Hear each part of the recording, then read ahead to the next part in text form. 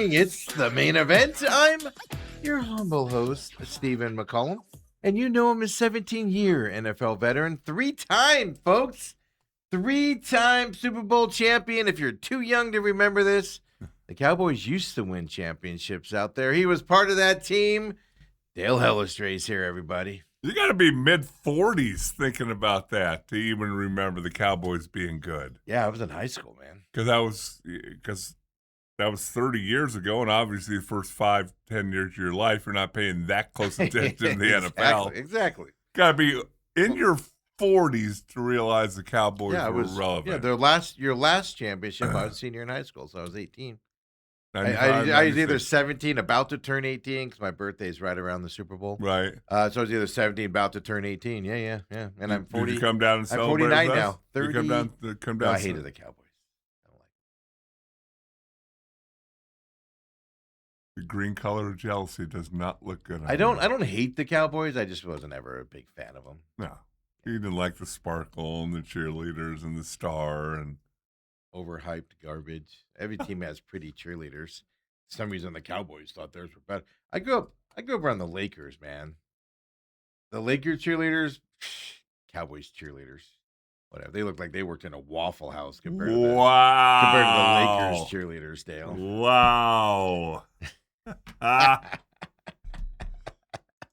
I love it. Let's see how much trouble I get in for that comment today. I love it as well. So, Dale, how was your night last night? Well, my night was pretty good. Was in denial and upset that the Cardinals canceled.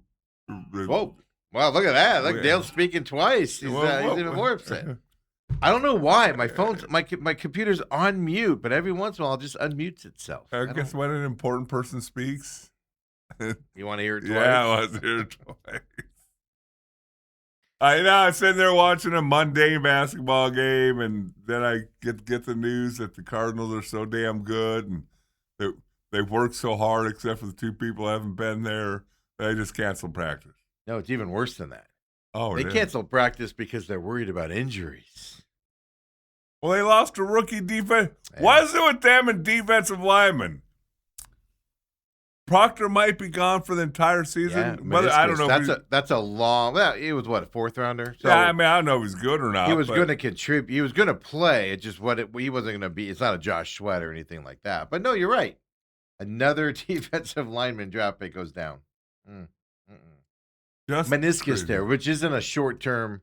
So it's probably what they're going to do. They're going to monitor him and going into training camp. And they're going to decide, can he come back for the last 8 games, 6 games? If he can only come back for 4 or 3 games, then just put him on IR and bring him back next. But there you go, folks. So he's Proctor's this year's first round draft fourth pick. Round. I know, but he's this year's first round defense lineman. Well, because they didn't draft a defensive lineman in the first round, so it's hard for them to get hurt this year. So it's got to be the 4th round. I'm just going to say this. If you're an agent or a player and you're going into the draft next year and you're a defensive lineman,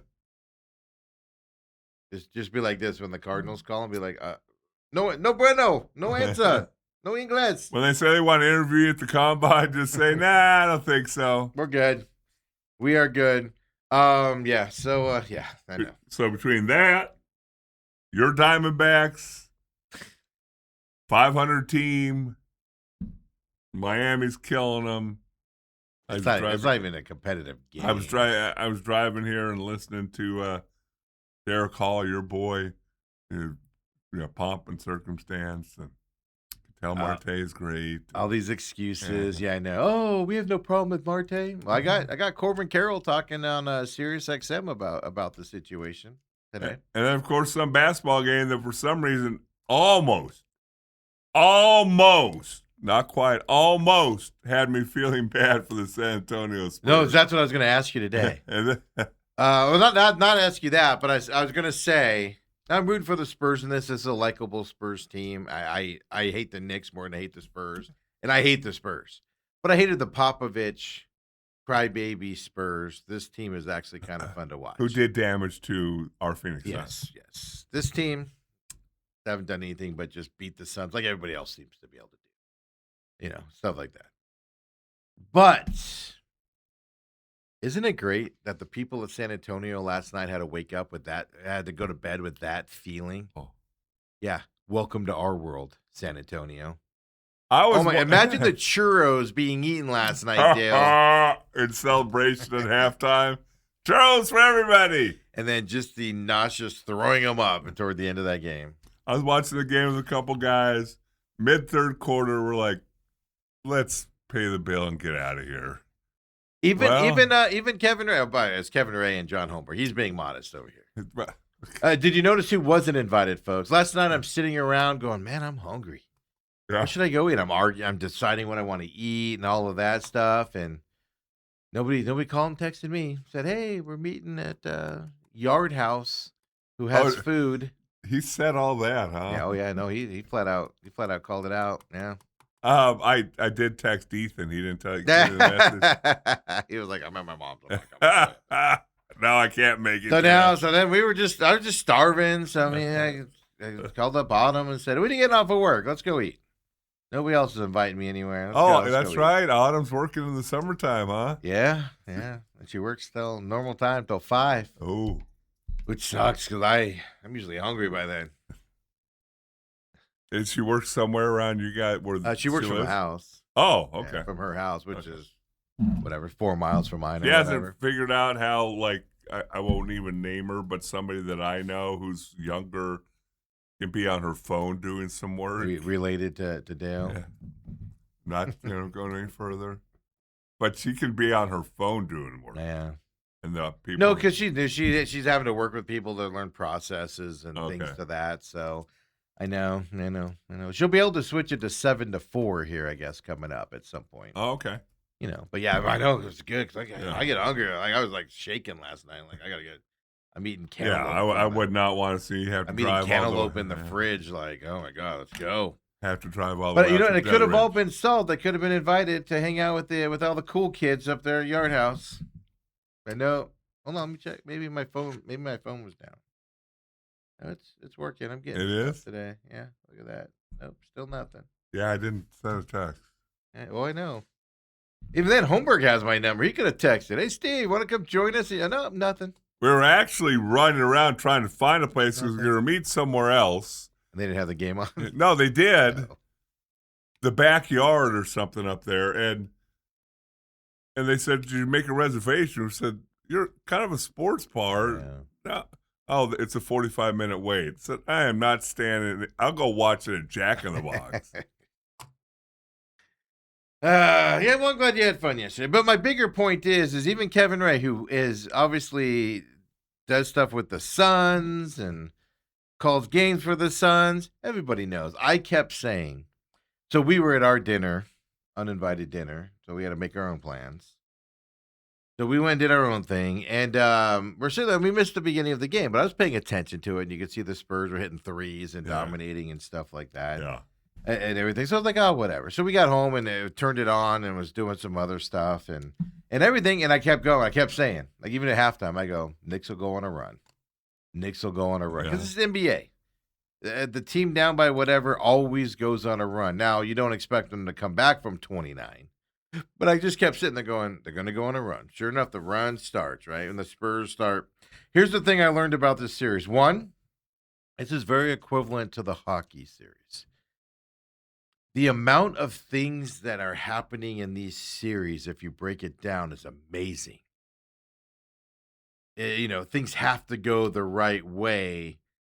Because if just one thing goes the wrong way, it's a totally different game. Like if Wemby can hit a free throw. If De'Aaron Fox doesn't try for an easy layup that gets blocked and he runs down the clock, gets fouled and that stuff. And then even on the Knicks side, right? A tip in like that, just wildly just jumping and arms flailing through the air and you tip it in.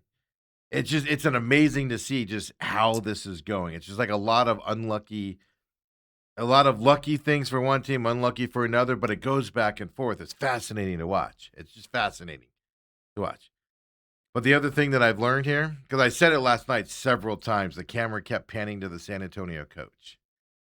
San Antonio is just, they're overwhelmed right here in this situation. Brown for the Knicks has been there before.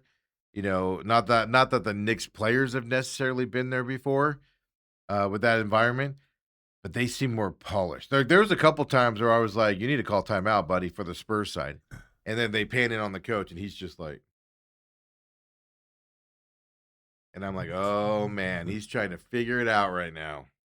And then you saw the Spurs would be kind of like, "Do we call timeout? Do we push it? Do we do this? Do we do that?" A lot of hesitation. Do we take a quick shot? Do we not take? You can see hesitation on the Spurs side. Inexperience is what's killing the Spurs right now. On top of a team that has the capability to come back from 29 down. It's just when you setting up say perfect. all those things, yes, all those things had to happen for the Knicks to come back. But first of all, they had to climb back from a 30-point deficit. But I'm talking about on both sides, yes. to get it to single digits. Yeah, I mean, the Knicks had to hit their shots while the Spurs went cold when they shot like 8 threes in a row and they were up by 29. And they had to hit those shots to get – so it's on both sides is what I'm saying, though. It's the Knicks had to go on a run and, and not miss a shot. That some of those shots were kind of wild shots where you're going, what do you shoot that for? Oh, win it. OG Anunoby? Yeah. What? Inbounds the What? ball. Go to Ben Stiller, the actor. Yeah. Go to his Twitter page because he's doing like a documentary or something from this because he's first row of the sideline. Yeah. And on his iPhone. And he put out a black and white because that inbound was right in front of him. He put out a black and white video of it and the tip in. It's actually pretty cool. On his Twitter feed. But they literally had me almost feeling sad for San Antonio. And then I said, screw San Antonio. I was like, I'm disappointed because I do hate the Knicks more than I hate the Spurs.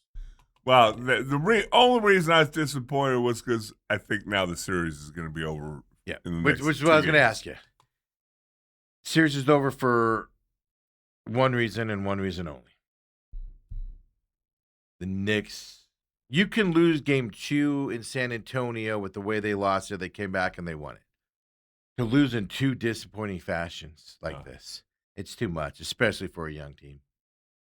Do you think the Knicks win in New York next game? Close it out at home. It's in San Antonio. Oh, I thought it was 3 in New York. Because we were talking about that last night.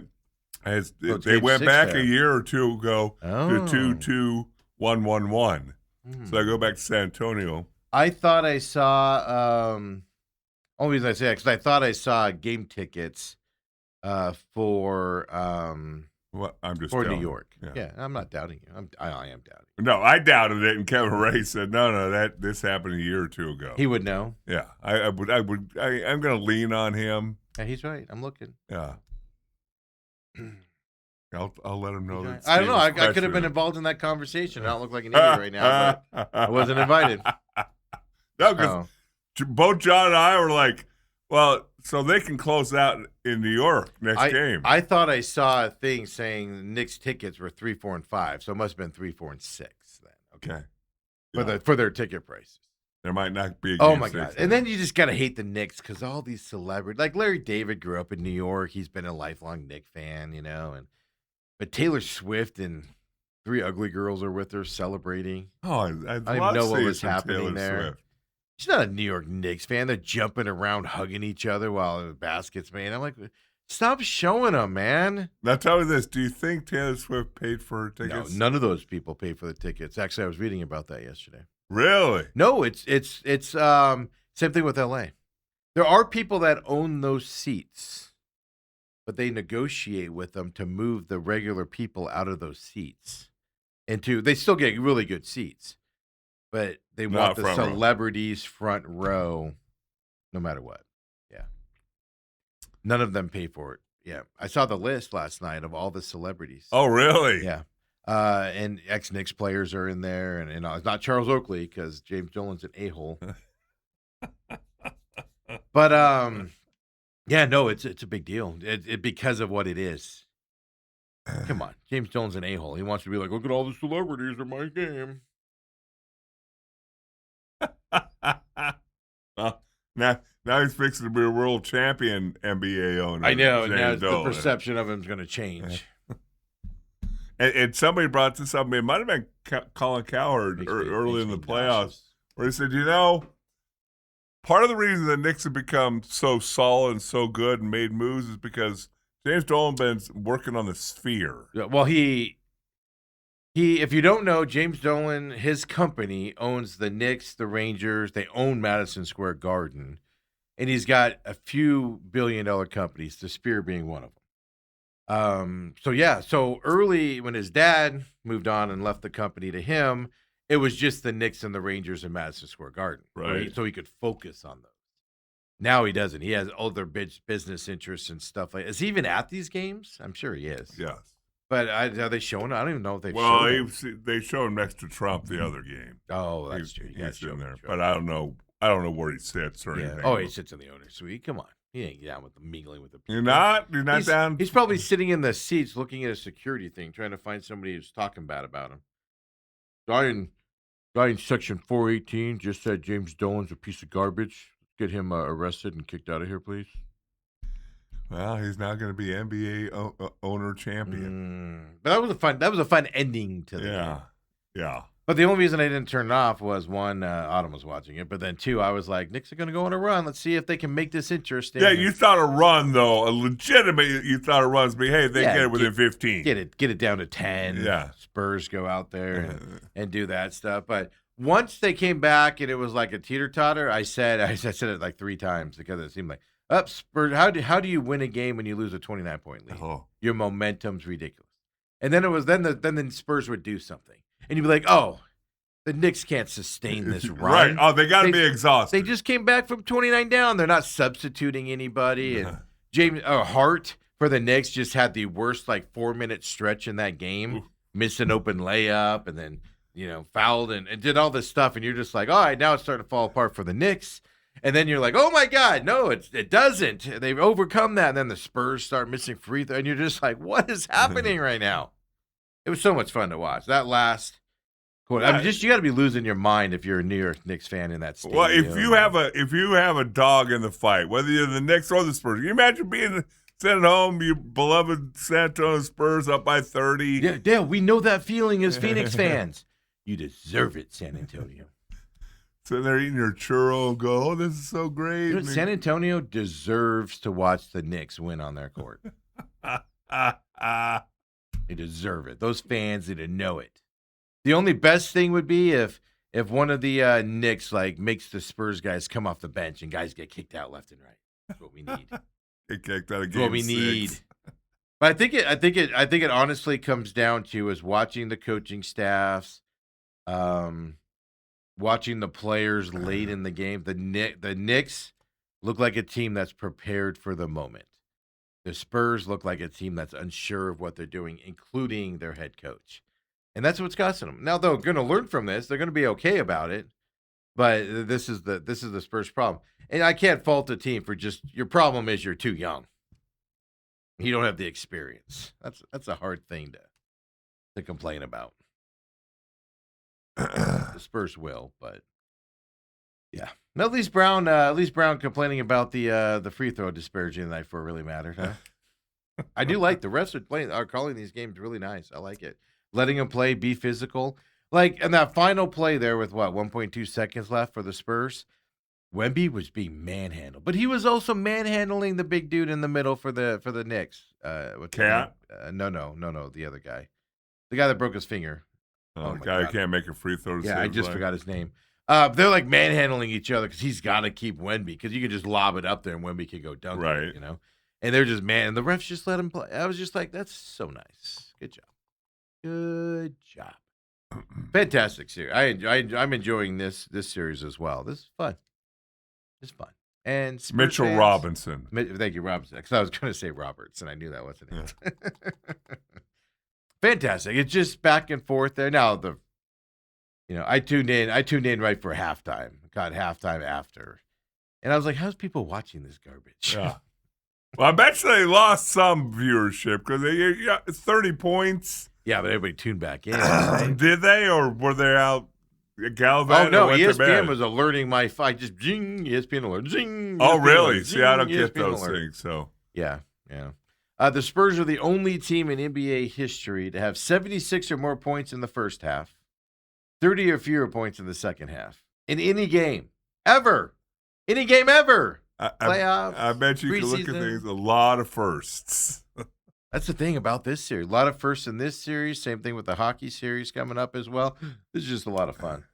Somehow, someway, Victor Wembanyama, played 44 minutes. Mm-hmm. 44 minutes. Mm-hmm.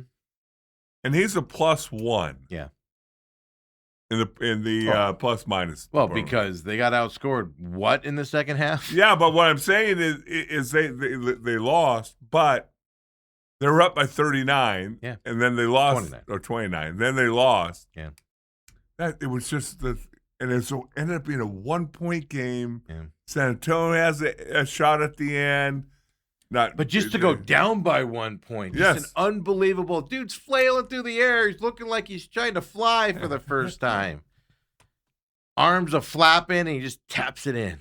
Like, what happens? It was just fun. 33 point. And again, there were a couple times that we were looking at things and talking about stuff. Fundamental basketball. Nobody put a body on OG. But here's the thing, though. It's on both teams. That's what I'm saying. Go back and watch the last 10 minutes of that game. And there are 19 times where you can go, oh, that was stupid, Knicks. Like, I just brought up Hart. Well, what are you doing, Hart? You're costing your team a chance here. What are you doing, you clown, for like 2 minutes? Yep. And then all of a sudden he starts playing better, and the Spurs start messing up. De'Aaron Fox does a couple things where you're like, like when he pulled that layup and got blocked, I was like, you should have pulled that back. Yeah. But at the same time, you could fault him if you want to. He had a wide open layup to take a 3-point lead. You should take that. Made a good defensive play, but then it's easy to instantly, which I did. I instantly went, he should have pulled that out. That's the thing. If he makes it, he's a hero. Good play. You miss it, what the hell are you doing? Yeah. And then Josh Hart goes up. Josh Hart, I don't know how tall he is, 6'6", 6'5", goes up, nobody around him. Yeah. Well, he was playing he thought he was going to get fouled, so instead of dunking it, he's trying to lay it in with the foul.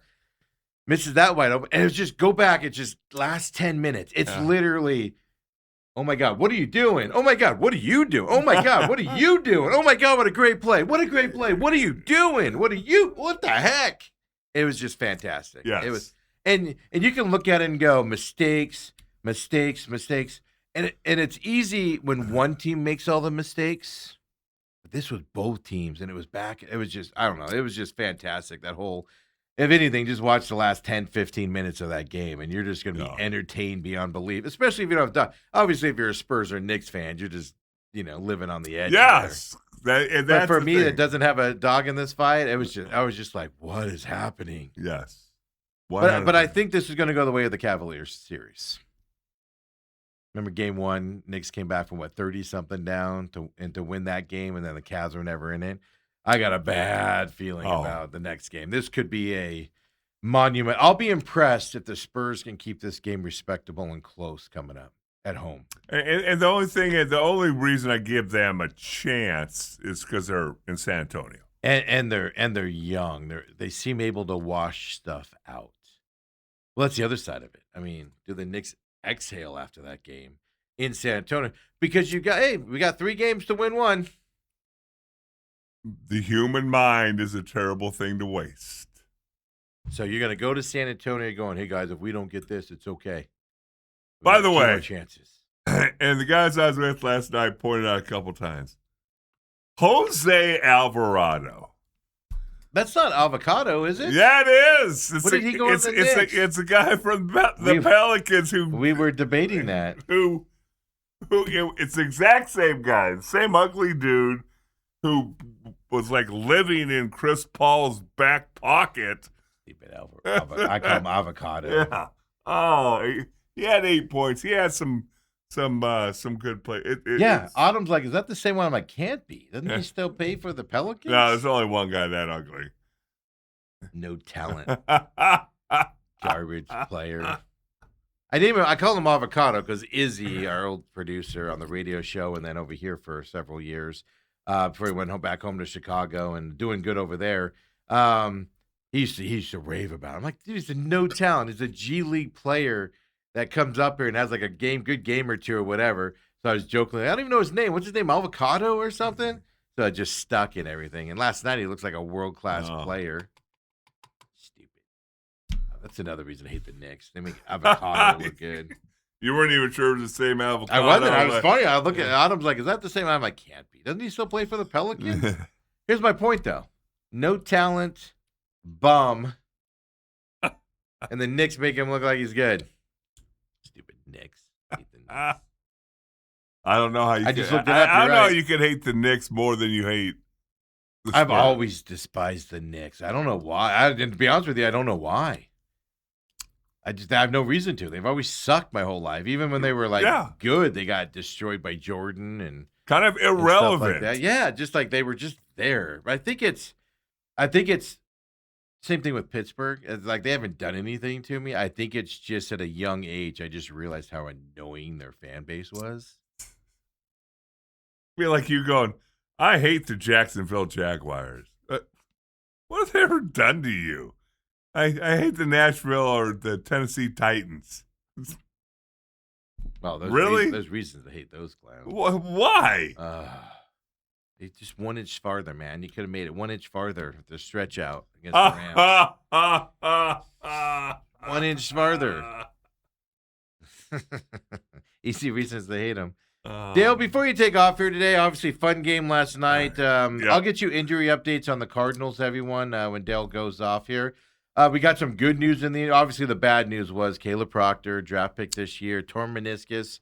If he plays, it's going to be late in the season, but I suspect they'll see how his recovery is going into training camp, and they'll make that decision to put him on the IR or not, but he's going to go on the IR, just, end of the season one or not. Yeah.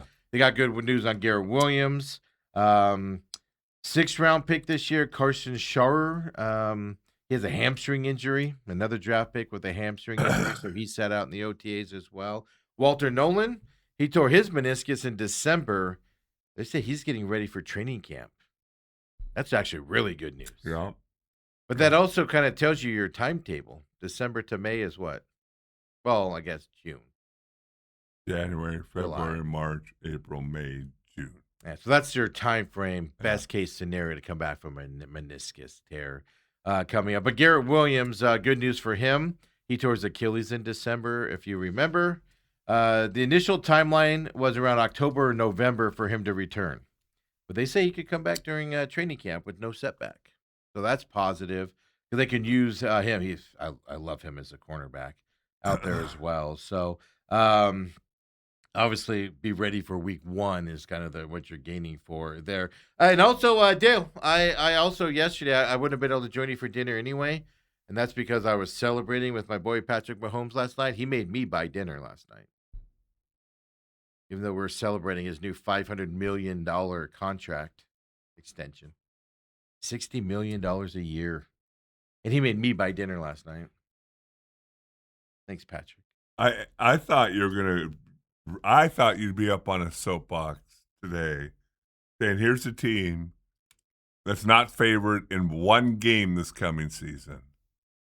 And they've come along so good. I agree with LaFleur. And let's go ahead and cancel. Might as well cancel training camp because they might get hurt. Yeah.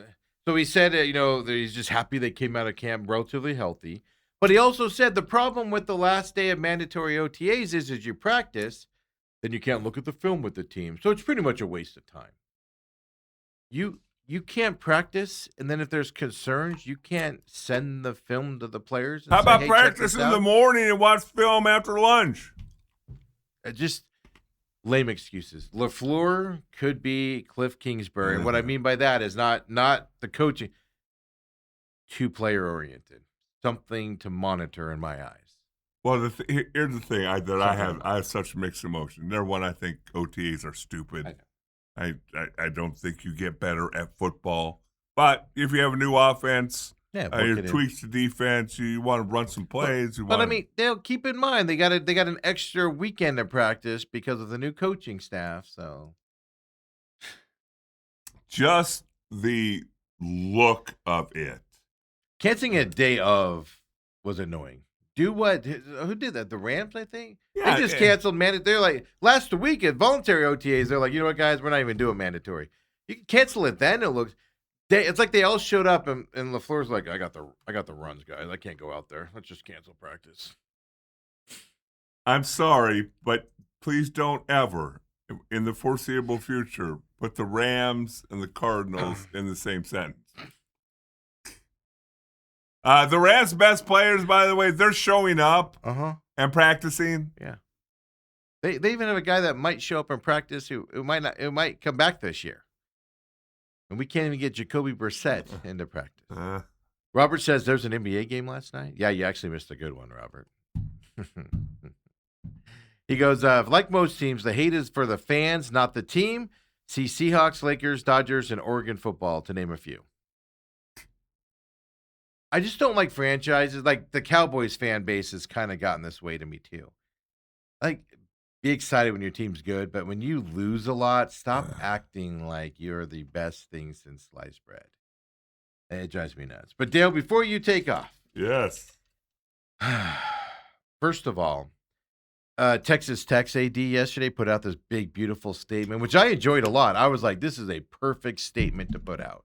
He said, we're not in this lawsuit. He did it. Now they suspended him. Yeah, the 2 games. Yeah. But even before all this. Oh, no, before that, yeah. And now they're doing all that. And then, so I thought that was beautiful. And then like an hour later, the head coach goes out there and goes, it's crazy because it's not murder. It's not beating somebody.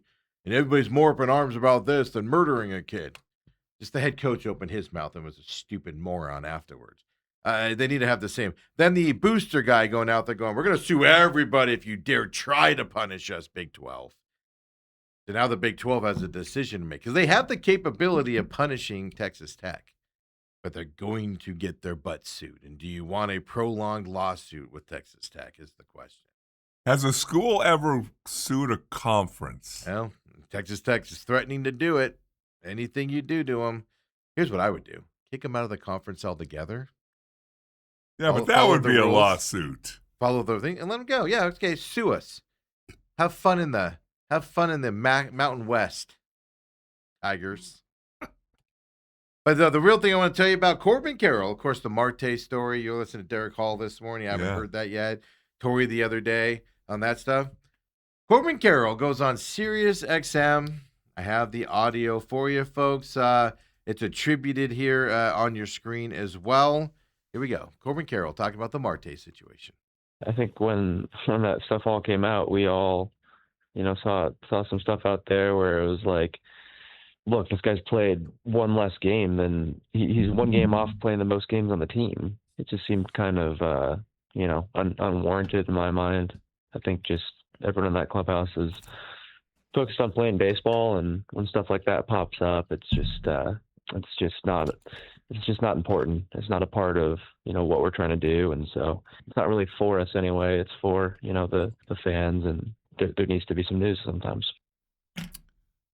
Well, I'm going to tell you this, that quote right there, and whether he's doing damage control, that's how he feels. I'm not going to try and judge him. That more and more, to me, goes towards your thoughts that there is a guy who has a beef and called Bob Nightingale.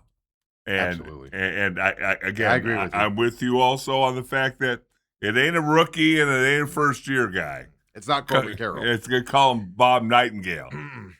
It's a veteran guy that's been around the league and knows Bob intimately from other places, etc. Corbin said all the right stuff. Don't get me wrong. I'm not bashing Corbin for saying it. But what doesn't get addressed? They all seem to not address the same issue.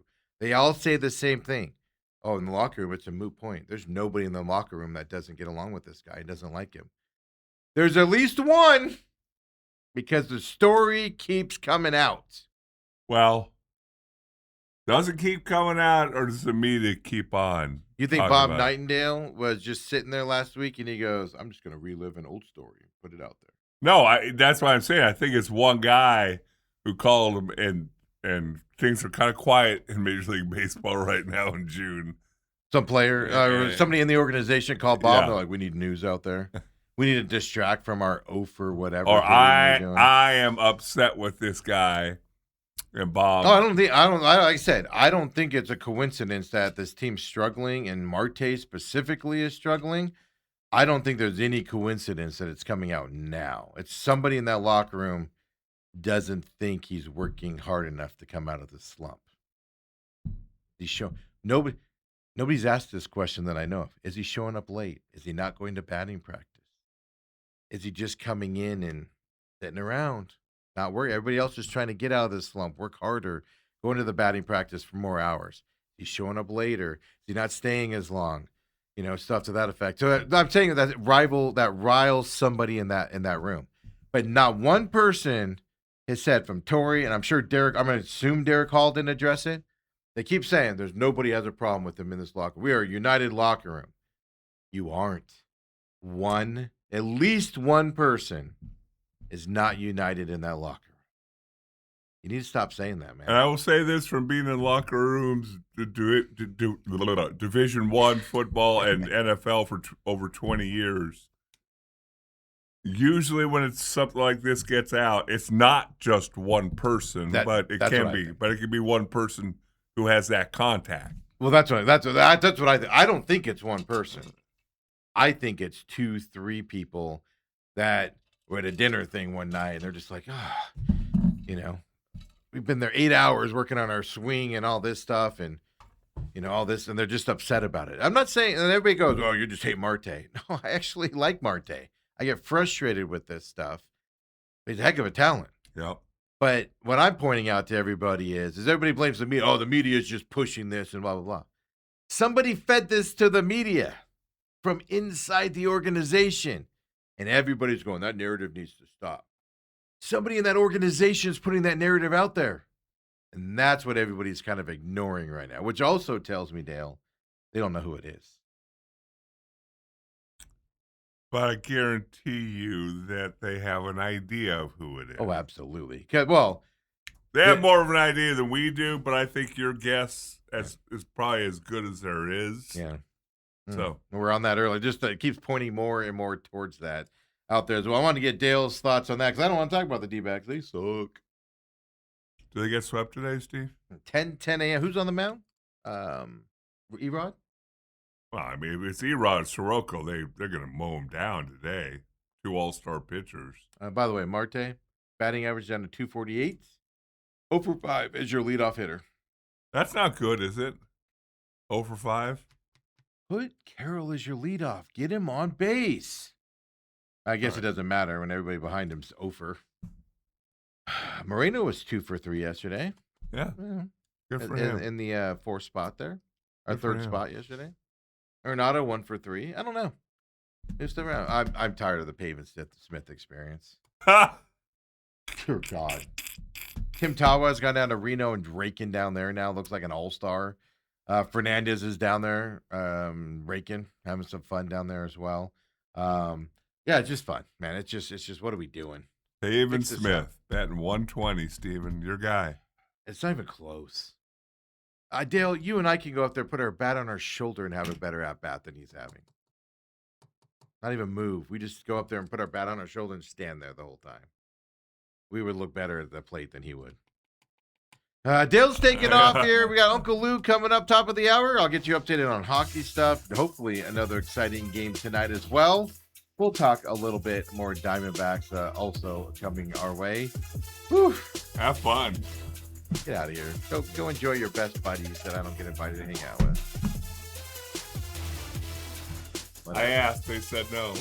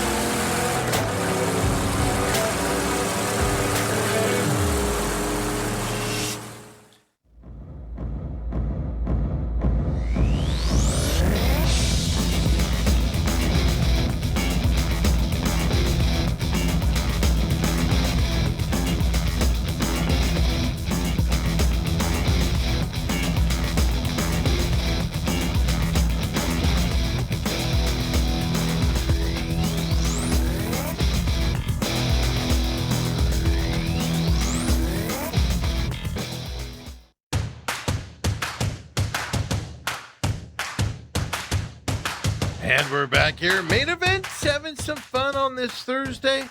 Uncle Lou coming up at the top of the hour as well. We got a lot to talk about. College World Series. The final 8 teams are set. Of course, 5 of them SEC teams as well coming into it. At least one SEC team is guaranteed to make the final because they're all in one side of those brackets. Of course, you got NHL playoffs. We'll get Lou's thoughts on what he's watching so far here as that gets underway tonight as well. For them, then, of course, UFC, the 250, I guess, Freedom 250, whatever they're calling it, but the White House card is this weekend as well. Lots of huge fights on this one. So, folks, you're going to want to stay tuned. Even if you're not a gambler, you're going to want to stay tuned. Give you some insight here so you can talk to your crazy UFC fans around work, the water cooler. Just make yourself look a little bit smart with some of your knowledge out there coming up as well. Later on today, we have the pit stop coming up. I know it's a day late. Apologize for that. Get that up today as well for you. Look ahead to Pocono this weekend for NASCAR. Look back at Michigan last weekend. Tons of news around NASCAR as well. Some rides available. Well, some rides changing, we should say. We already know who's filling one of those spots out there. So we want to stay tuned for that. Catch that on demand. Don't forget, TME Media AZ here on YouTube. You want to like and subscribe to the YouTube page because we have some off stuff, right? World Cup kicks off today. Mexico starts their World Cup venture today at noon down there in Mexico. 2 games down in Mexico. U.S. gets underway tomorrow. So you're going to want to follow TME Media AZ, a soccer fan, or just like some programming. We'll be putting some stuff up there directly to the YouTube page and Rumble page as well. Coming up, during this tournament that begins today. 6-week tournament here, all the way through July 19th coming up. And I'm looking forward to getting that turned on today as the season, the biggest tournament in the world, starts today as well. So, Ann chimes in. Don't forget, join us, TME Media AZ, while we're live, 8 to 10 o'clock. And Sierra Chat is there as well. Ann chimes in on that chat and says, I'm still mad that they kept Paven. He can't throw, so he's only the DH. Usually your DH should have a better average. Yeah, no, I mean, it's ridiculous. He's got naked pictures of Torrey or Hazen or something. I don't know. Blackmail pictures or something. Everybody is turning on him. I saw somebody yesterday on Twitter. Might have been Goldschmidt Happens, but somebody put it out and said, if you want to raise enough money to go get Scooble and raise enough money, like put Pavin Smith like in a dunk thing or throw tomatoes at him, and fans would just empty their bank accounts to do that to Pavin Smith. Something to that effect. It was great out there as well. I mean, it's not just.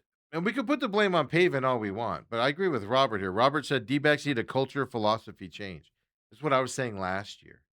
And I don't think it's just the manager. The manager is dictated to from the GM and Hazen. We know that. We know that. We've been told that repeatedly by the D-backs. Torrey's like, I'm just in charge of things on the field. Everything else is done at that level. You need a whole culture change in this organization. Just look at the slump they're in. They don't go into small 2-3 game slumps and break out of it. We're in a long slump after that 13 games against the Giants and Rockies. We are in a prolonged hitting slump. Nobody can break out of this. It's frustrating. 10-10 is first pitch today as well. Coming up. I guess just avoid the sweep is all we can look for there. But it's hard to watch a team that just can't produce at the plate. It's very hard. Very hard to do so. Frustratingly so as well. So you guys heard the Corbin Carroll comments. Get on there. Don't forget, we have the text line still, 623-252-6670. It's actually the, it cracks me up. The fired Torrey or Torrey needs to go comments have started up again. As well here. About 4 or 5 days ago, they've started up again. So those are customary to that text line. Text us there. Join us on our live chat, of course, on YouTube also. We got Uncle Luke coming up here in just a little bit. NBA game was fun. Tonight, hockey gets back on the ice as well. This has just been an unbelievable series overall coming into this. Tied 2-2. back in Carolina here for tonight's game. 5:30, maybe it's 6 o'clock. Hold on, folks. You guys know I can't read my screen when it's this small. 5 p.m. tonight in Carolina is where you started. I'll tell you this. We'll ask Lou here coming up, of course, when we talk hockey. Put your money on the Knights tonight. Put your money on the Knights. Home teams are 38-42 in the NHL playoffs, under 500 in the NHL playoffs today. Third lowest mark since 1988. They did not include the 2020 year of that bubble, right? And everything to that effect. Yeah. The previous works, 2023, home teams were 41-47 in 2023, 39-47 in 2012 as well. So a couple times in the last couple of years, but third worst in that time frame as well. And I was looking up the odds, but my gambling apps are saying, please update us. So it's got to go through that as well. Just the scoring in this is fantastic going tonight. We'll talk more to Lou about that, but I'm just saying. I'm assuming Carolina is a favorite tonight. Updates are done, so let me pull it up here real quick. If you guys will bear with me here. Yeah, minus 162 for Carolina right now, plus 136 for the Knights. I'm assuming Lou's going to say wait till game time because that number might get worse for the Knights, meaning better for you if you like them tonight. So we'll ask Lou all that coming up as well, coming on that side. In terms of ASU baseball, just a couple notes here. Landon Hairston, he's named Baseball America College Player of the Year. Obviously, one of a few guys there that are up for the Golden Spike Trophy as well. Interesting enough, one of his competitors, forget where he plays college baseball, but he's from here in the Valley as well. I believe he went to Highland High School. So two local kids, at least one at ASU and one that played high school here, up for the Golden Spike Award coming up as well. And then also, just in terms of the hockey notes tonight, Carolina's sticking with Bussy tonight for the Game 5 Stanley Cup start. He's the one we featured, got all teary-eyed when they brought his parents up, got that win the other night. So they're sticking with him going into the game tonight as well here. And he's been in the league. He's been around. He's been on the wave line. Hasn't played much. Look at that. Won the game and gets to go again tonight for Carolina from that perspective. That's a fantastic story, too, that we're looking at from that side of things. Cardinals canceled their camp, as you said. We will not see the Cardinals again on the field until July 22nd. That's when they open up their camp coming up here. Why? And they're opening about 5 days or so before everybody else. Them in Carolina open early because they have the Hall of Fame game this year. So they have an early, obviously one extra preseason game that's earlier. So pretty much it's going to get quiet around Cardinals camp here until July. Now, obviously, we've got some things to still pay attention to. The Josh Sweat situation. They can say it's no issue. They can say all of that stuff. I say keep an eye on it. I'm not saying they're going to trade him. I believe there's a possibility that he gets moved before or right as training camp starting. For other reason, then you get something in return for him. You're not going to trade him now because you're not going to get enough in return. A team loses a player. A team knows they need a defensive end help coming up. Obviously, that package can get better out there. I believe he's on the trading block. At least if I was the Cardinals, I'd be looking at that. Now, whether you move him or not, something to watch. But that's something to pay attention to. Then, obviously, the quarterback situation with Jacoby Brissett. To keep an eye on him going up. So it's not like we ignore football here until the end of July. But something keep our eyes on in terms of the news side of it as well.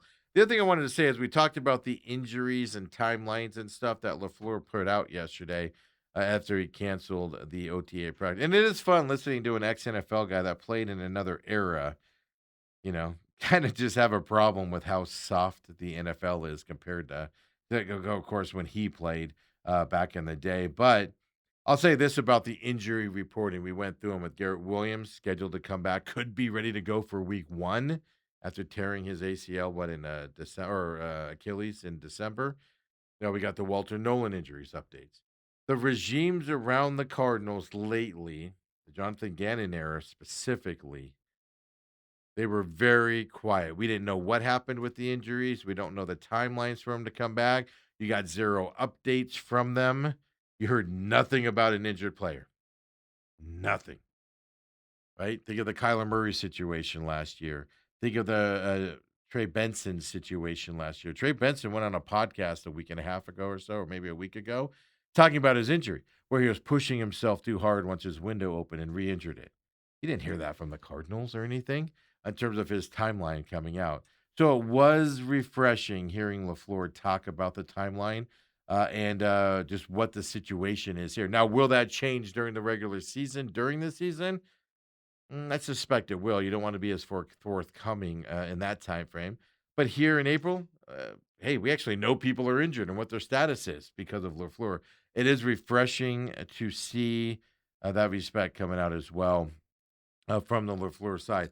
And as I said earlier, the thing I'm paying attention to on LaFleur is he's giving me Cliff Kingsbury vibes. And like I said, what I mean by, I'm not saying coaching side or anything to that side. I'm just saying player relations side is where he's giving me Cliff Kingsbury's side. Meaning he looks like he's a player's coach, does everything to protect the players, goes above and beyond to make sure he's protecting the players. I don't know if there's anything wrong with it. A lot of coaches that are successful are that way. But it is something to watch. Just the way he said he canceled that last practice yesterday just kind of makes me kind of think, woo, he's eyeing on the side of no injuries, right? Can't pillow fight, a lot of people call it. How easy these off seasons are getting ready for this season. You won 3 games last year. Just saying.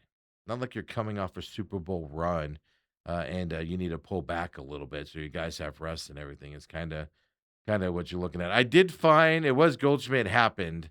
Was the one that put out that his exact tweet on the Pavin Smith was the D-backs could outbid the Dodgers for Tariq Skubal next year if they ran a fundraiser where Pavin Smith standing in gallows outside Chase Field and every D-backs fan could throw tomatoes at him for $100. He goes, I'd empty my savings account.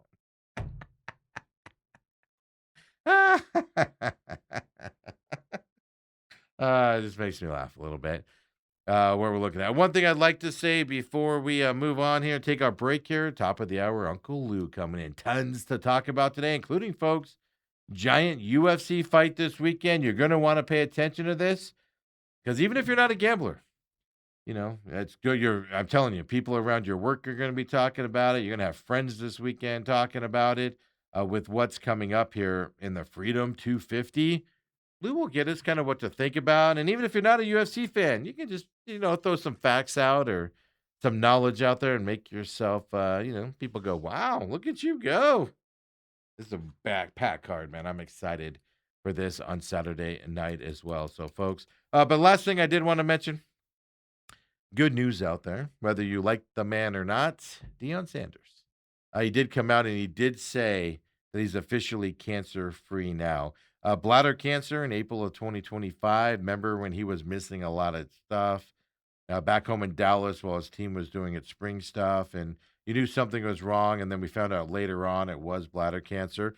He did announce that he's officially cancer-free now, so anytime that happens, no matter your opinions of the gentleman's or whatever, it's good to promote cancer-free, obviously, out there, and he is officially that way. At least he announced that.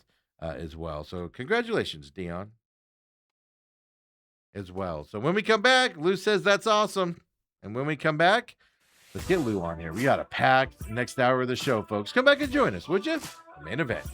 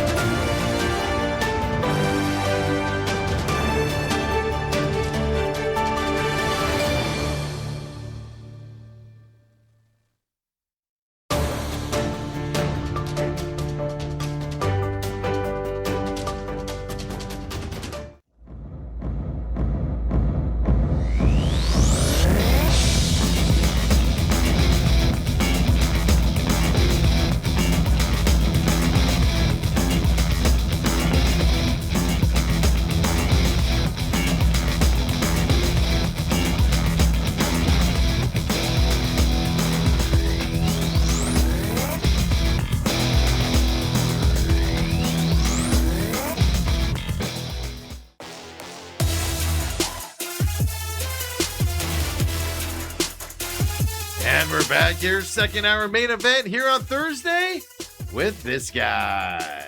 Uncle Lou is here. V's in. Lou, I missed you last week, man. I meant to reach out to you, but I got caught up in some stuff, and Dale's like, I talked to him. I just hope it went well, and you're on the other side. No, got to go back on July 1st, I think. Oh, boy. Well, And I hope that goes well. yeah, I know. That was funny because I was talking to John Holmberg on Tuesday. He comes through here. And I was talking to him, and he's got a couple rental houses. He's like, you make me not want to have any, because I was telling him what was going on. It's a tenant situation, an ex-tenant situation that, you know, as an owner, you get caught up in and stuff like that. And I was telling him all about it because he was asking. And he goes, man, you make me want to sell my properties and not deal with this. And I'm like, yeah, I don't, good. I'm happy for you. What I would offer you guys, you're doing all that, is investments, and it's admirable. However, you're living in a incubator that's residential, and therefore you have to fall under the umbrella of the high amount of regulations you have to adhere to. I'm a commercial real estate broker. If you step aside from the residential and you move to the commercial side, the rules and regulations are dynamically different.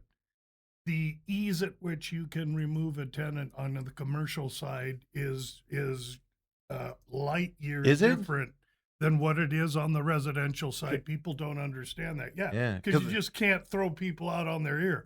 But on the commercial side, things work a little different. Yeah. It's all money. It's all dollars and cents and profit and no profit. Yellow carpet or big windows don't mean jack squat in my world.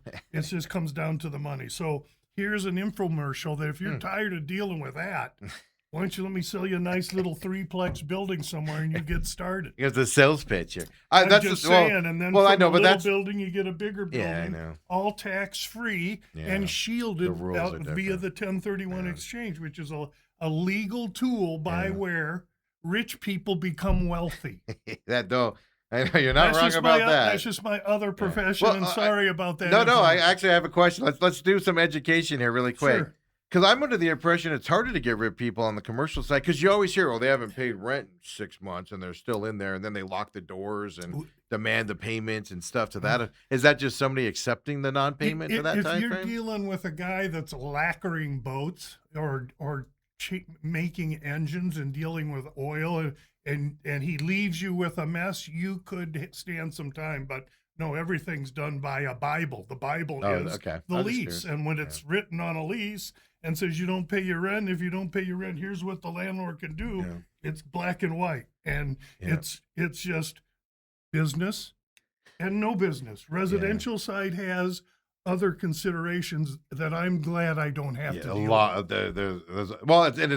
Here's the other side of it, just to be fair. And it hasn't gotten easier. Oh, of course. It's gotten worse because of COVID. You couldn't evict people, which I'm lucky enough I don't have to do that too often. Well, in this situation, I've said it on there. It had to do with a tenant that had a car on his yard. City of Mesa didn't like it. We couldn't move it. Then it got into some other procedural stuff we'll talk about later. But we couldn't evict the guy because we couldn't find him, because it ends up he was in the hospital, he got shot, and so he was in the hospital and stuff like that. And then you can disappear. You can alternately serve them. Then if you're on government assistance, it makes it even harder to get him out and all that stuff. So no, that's the thing. The regulations have gotten a lot harder. Yeah, that's why he don't have hair. I don't have hair for similar reasons. It's only money. That's what I always tell people. It's only money. Every business has indigestion, but we don't deal with that indigestion. I know. I don't know. Maybe I'll have to start looking. I just don't understand the commercial side, and that's why obviously housing you can understand kids get a big check. I'm going to buy my mom a house. No, you're not. Go buy a little building, okay? And you take the down payment, and you buy a building. The building is rented out, and it's throwing income off. And then the first check you have a building, the first check that comes, the first month you own it, is like, oh, look at this. I got a check. I'm getting one every month. You know what I'm doing with this one? I'm going to use it as a down payment on my mom's house. You let the investment buy mom's house. You don't just go buy a house, you big dummy. And they don't, they have dreams and stuff, but they need someone to teach them. I have strong opinions about all this, as I do about sports. Of course, that's your other side. That's your other business I deal with, and I'm primarily land and industrial. So office and retail is a little different world. So it does crack me up though. Like I said, because I was giving Holmberg all the details. We were just sitting down talking about it, And it was just funny to watch. Like, I literally just looked at me and goes, man, this makes me not want to have rental home. And I just looked at him like, well, it's not that. And I'm like, maybe it is that bad. I don't know. From my perspective, it's haunted. It's scary. Oh, yeah. No, it's like I said, I got caught. I did nothing wrong. I did nothing. Now I'm embroiled in this big lawsuit with the city and all that stuff just because I had a tenant that broke city codes and stuff, and they won't go after the tenants because they know they have no money. So all these houses that you own, you haven't lived in them. No. If in the period, so they're all investment properties where you could sell them all and roll all that money into an investment property. Okay, look at Lou pumping me here. All right, guys, we're gonna take off. We're gonna go look at some properties. See you guys all later. That's not. I'm just saying. There's always options. Oh no, there's no doubt about it. So I don't know. We'll see. I know I have a buddy of mine that does small apartment complexes, and he owns, I don't know, 10 of them or so, and they've always been fun, profitable, whatever. And even now, because of the tenants, the regulations coming down on him and stuff like that, he's actually starting to sell them now because he's just tired of it and stuff like that. It's just it has changed compared to what it was before. And I'm not a slumlord guy at all. I fix stuff up nice and everything, but it's frustrating at times. Hey, But I always thought commercial was harder to evict. I just assumed so because you always read those stories about you assume that one business, and it's like all of a sudden the doors are locked, and they're on the news, and they're like, "We don't know why our doors are locked," and the landlord's like, "They didn't pay rent for 10 months." And in my mind, I'm going, "How did you let it go that long? Why didn't you do this 7 months ago?" You know, it's a black and white world where I live, at least on the commercial real estate. Well, side. a lot of that's taxes too. You lose the rents, but then it becomes tax write-offs. It's a whole another game. When you get to that, I don't understand. But that's why Lou's here. He's not only knowledgeable on the commercial real estate side of things. Somewhat knowledgeable. Reach out to him if you're interested in that and you want to follow up on that side, but then also the sports world. But Lou, before we get started, good job last week. I was able to watch the first 45 minutes of the show live before I had to go in and everything, Dale. and I missed the rest of it. I had to go back and watch it later, but great show last week with Dale. Well, Appreciate you filling in. It's fun. I used to spend a lot of time with him every week. Yeah. Now because our schedules we just Big are time passing boats in the front yard when we leave, and I come and he leaves. But it was fun to be with him, and we had plenty to discuss. I had actually watched part of a basketball game last week. I think it was the same series, maybe. It had to have been, yeah. Yeah, and so I watched the game last night. What a luck box. So I'm watching the game, and I have San Antonio +2. And just because I want a little action. It wasn't a very big bet. And so I got San Antonio at 2, and in the middle of the third quarter, first of all, I'm watching, I think it's the middle of the fourth quarter. And I'm thinking, gosh, the Knicks look like they could make a run. I'm starting to feel that they could close it down. And then I looked and I saw, hey, wait, it's the middle of the third quarter. I was like, oh, that's ridiculous. So I got on DraftKings and 10-1.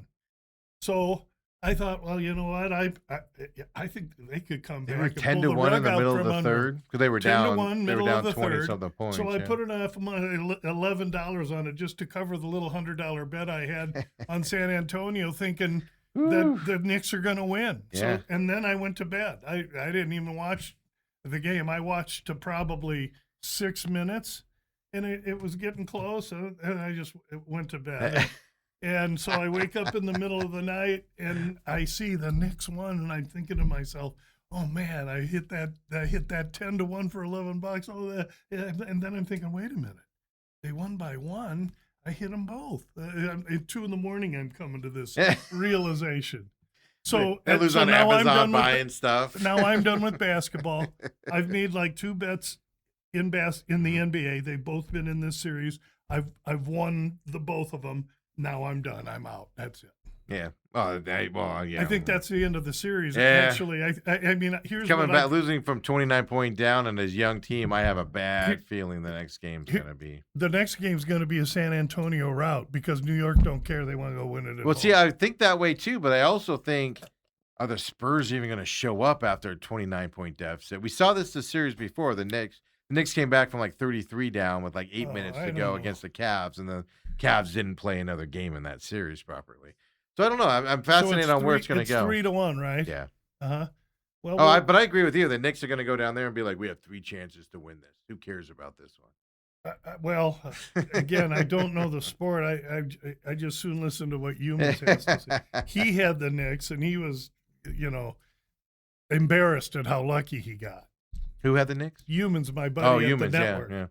Yeah, I've had the Spurs this whole series, and I've been hasn't been a good NBA series for me. Yikes. To the point where I didn't even I stopped betting on the series, much like I've done with the NHL as well. But before we get into that big UFC fight this week, we're going to get a lot of people looking for this info for this week. Mhm. So just tell everybody where they can find you. Your sneak peek that's already out. About business coming out after weigh-ins on tomorrow morning, Friday morning. Nope. Oh no!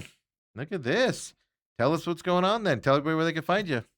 So it's a funny week in the UFC. You can catch me in the gambling world at gamblu.com. That's my presence professionally as a sports handicapper. Everything I do is basically documented on the webpage, and the top band of topics is what I work on and what you can find out about me. The biggest thing you can find out about me is, and as well, Steve, is that we're huge proponents of the San Xavier Del Bach mission, which is the oldest mission in the United States, located in South Arizona, just south of us a couple hours. They're doing really good work there. I was always looking for some indigenous Arizona institution to be able to kind of hook up to and be able to donate to, and this is the one that we chose. It's just perfect. Since I've been a kid and going to the University of Arizona, I've been visiting the San Xavier mission. It's just awesome. There's a link directly to the mission down there. You can access it, check it out as you wish. And Steve lets me mention that every week. Okay, so besides that, the sports I work are College World Series. I'm in it now. Hockey playoffs, we have a game tonight. Mm-hmm. NFL, I'm preparing for that in July, and UFC, which we have this Freedom Card. So we got a lot of stuff to talk about. I'm a popular guy right now. I'm on a lot of shows, making a lot of appearances because there's no monster in the room NFL, and so everybody. Well, which one's your favorite needs to show talk you're about on? Stuff. How many kids you got? 2. Yeah, which one's your favorite? The same answer. Ethan, obviously. Oh yeah, I love all my children. I have to get in the car with them afterwards. If you notice, hockey, fighting, and NFL. One thing all of those is pretty passionate. I mean, they're white knuckle physical sports, and I like to cover those. College baseball, simply because I grew up in Omaha, and I went to that event every year for the 20 years I lived in Omaha. Well, absolutely. And look, we got an exciting college baseball. But before we get to that, I did want to talk hockey first, because that game is tonight. College World Series gets underway tomorrow, correct? Or is it Saturday? Friday. It is tomorrow. Tomorrow's Friday. Coming up here as well. So the interesting other thing to keep in mind on Sunday, right? You got this UFC card, Sunday UFC card. Yes, and so that's what I should talk about quickly too, and then we'll get to hockey. Well, because hockey will be on Sunday as well. Well, at the same time when they start, and I'll be actually on the air with my buddy Gabe Morency on a live Twitter feed. But be that as it may, you're going to have hockey going, and the UFC White House card should be really great. But it's Sunday, therefore weigh-ins are Saturday. And so the bow business isn't coming out until another day because of the stagger in the schedule. So thanks for letting me know. Oh, yeah, no worries. I know, because when I said Friday, it's normally when it comes out. And I wasn't sure, because you said it's kind of a weird schedule this week as well. I know, and then the worst part is I got to go out and work the Rattlers game on Sunday night too. So I'm going to be there with multiple phones working the White House card. It's like, man, why is everything just packed up to Sunday this week? What the heck's happening? Wow, you need to get sick. Work getting in the way, right? And avoid that here. But of course, tonight, Carolina, Vegas, series is tied 2-2. All this weird stuff happening. I gave that stat earlier. I'm sure you have the same stats out there that just home teams are, not winning very well. It's like a 46% rate here in these NHL playoffs in this series tonight in North Carolina for this game. And I was not joking around. I do like Vegas tonight in this game. But what are your thoughts tonight going into this? Well, first of all, Gamblu clients win either way. Whoever wins, we have 2 units to win, 4 on each team. So we stand to make a little bit more should the Knights win, actually. which is contrary to my thought process, because at the beginning of Mm-hmm. the series and on all the spots I did with VSiN, it was Carolina in 6. I still feel that way, even though it's setting up to be Carolina in 7 or somebody in 7. I thought the rest of 11 days in the middle of the tournament was the difference for Carolina. And because of that, I thought they would surely win game 1 and probably split the first 2. I was asked backwards because they lost the first one, but they did split the first 2. Be that as it may, there's 3 games left. The beneficiary of great hockey is going to be all us fans. I will also more than likely be on Las Vegas tonight. They opened 130. They're now plus 136. According to So- DraftKings. So well, I don't know what DraftKings is. No, that's what it is. Plus 136 on So DraftKings. so and that's not well. There by the time they drop the puck, they'll be 145. Mhm.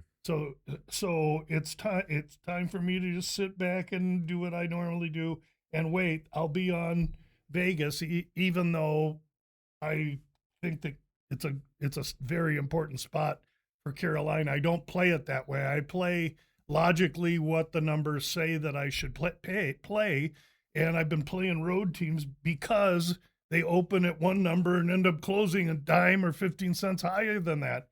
And the bookmakers, when they open it at the opening number, they know they're going to get action on the other side. They just can't tell how much, so they still have to adjust. You're paying a tax by taking Carolina tonight. And so I'll take the advantage in Las Vegas, and we'll see what happens. We have some great Conn Smythe. We have Stankonen and Freddie and Stahl for Carolina. And we just got Stahl at 25-1 after he made all those goals the other night while Really? that game was still going, by the way. You can look at my Twitter feed and see.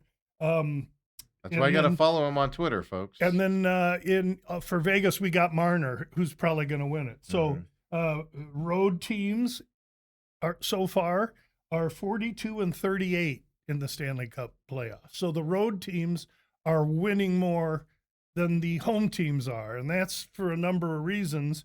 But no one seems to think. You can see the betting patterns is they're jumping on the home team because they're all taking the bait that they're at home. It helps. And it's a must win. Whatever the adage is, they're wrong. And so being a contrarian and taking the advantage in the number is what we do, and it's been good so far. My tally into last night, I can't even find it. 40-33 plus 8.5 units, 19%. It's on the webpage. So we're having a really good hockey season. I think that Carolina hoists the cup, but either way, we profit, and I get to watch great hockey. Yeah, absolutely. I looked, but does the goaltender? Now I would say goaltender change. He started last game, but all signs are pointing to him getting back in the goal tonight. Busey coming into this game tonight again. Does that change? Whoa. Does that change your Wait, opinion? I don't know what you're saying. Who are you saying is playing goal? Bussey's going to get the goal tonight. Yes, yeah, of course he is. The other kid looks like he's hurt. He didn't even dress I last know. game. Well, yeah, they said he needed rest and they can't play. They're like, Yeah, he needed rest. He needs a full game rest. But the fact he's not playing tonight tells you there's something else. To me, that was another indication of what happens to Carolina every year, and that's their coach, Rod Brindamore, grips the stick too tight. That's what I thought was happening there. However, they won the game with him, so he made the right move, and maybe it's me gripping the stick too tight. We'll see. It'll be an epic game tonight. Should be just awesome. A game 5. I can tell if you look at the stats that the winner of a game 5 in a Stanley Cup series that probably goes on to win in a tied Stanley Cup series. It's upper 80%. It has to be. I want to say 86, but it is upper 80%. While you're talking, I'll ask Grok. Yeah, because just if a team went up 3-1, it was like they won. I think they've won every series up 3-1 except for 2. So it was a high number there, and it gets even higher when you win tonight because it's hard to win 2 games in a row, of course, after that side. But I've just been telling people, hey, man, just tune in. Even if you're not a hockey fan, tune into this series because you're just seeing unbelievableness. Like every time, how many goals have been disallowed by Vegas as they can put goals in the net, another one the other night? They're the right calls. But it's just like, man, how close is this going? Then the game winner the other night off the boards and just a weird bounce, and it's an empty netter. And you can just go through. You normally see these things over the course of a whole season where you're like, oh, that's a freaky thing. We're seeing it all in this series. I can't get enough of it. It's like a drug. 79%. Oh, is it 79? Yes. High 70s? All right. 79% of the time, when a team that takes the 3-2 lead in a tied Wow. 7-game series will win. Less than what it was when it was 80%. 3-1. So, Yeah. that means it's a big game tonight, and that's what's driving people to Carolina. And as a young bettor too, I would be thinking, this is it. They got to do it. This is a must-win. But I see it opened at 130. It's 136, and it's going to go higher. I have to do what I've been self-taught to do, and that's not outthink myself and simply take advantage. It was I just laughing right now because I just saw this quote because I laughed about it. I watched the press conferences after the games, and the other night when they won, Carolina, Rod Brendamore was asked, hey, are you enjoying these games at all? And he goes, no, this is really stressful. Yeah, no, I bet. From their perspective, he'll enjoy it if he gets to hoist that, and I want it for him. Yeah. I really do. Winning is a process, and he's been there for 7-8 years trying to kick the door in, and every year it's something. And oftentimes it's his team hasn't had the breaks, they haven't had the rest. He's made some bad mistakes with coaching because he's been white knuckle and goaltender, whatever.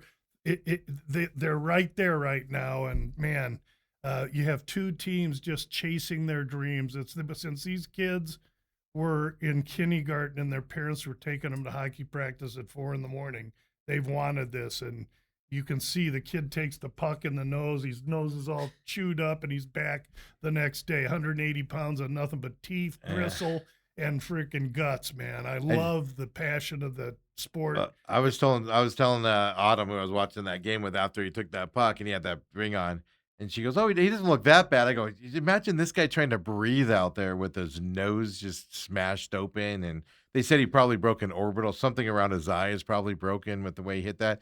And things, and he's out there just skating around, not missing a shift. It's just an amazing thing to watch. He left for the game, but he was there. No, I'm talking about game. the next game.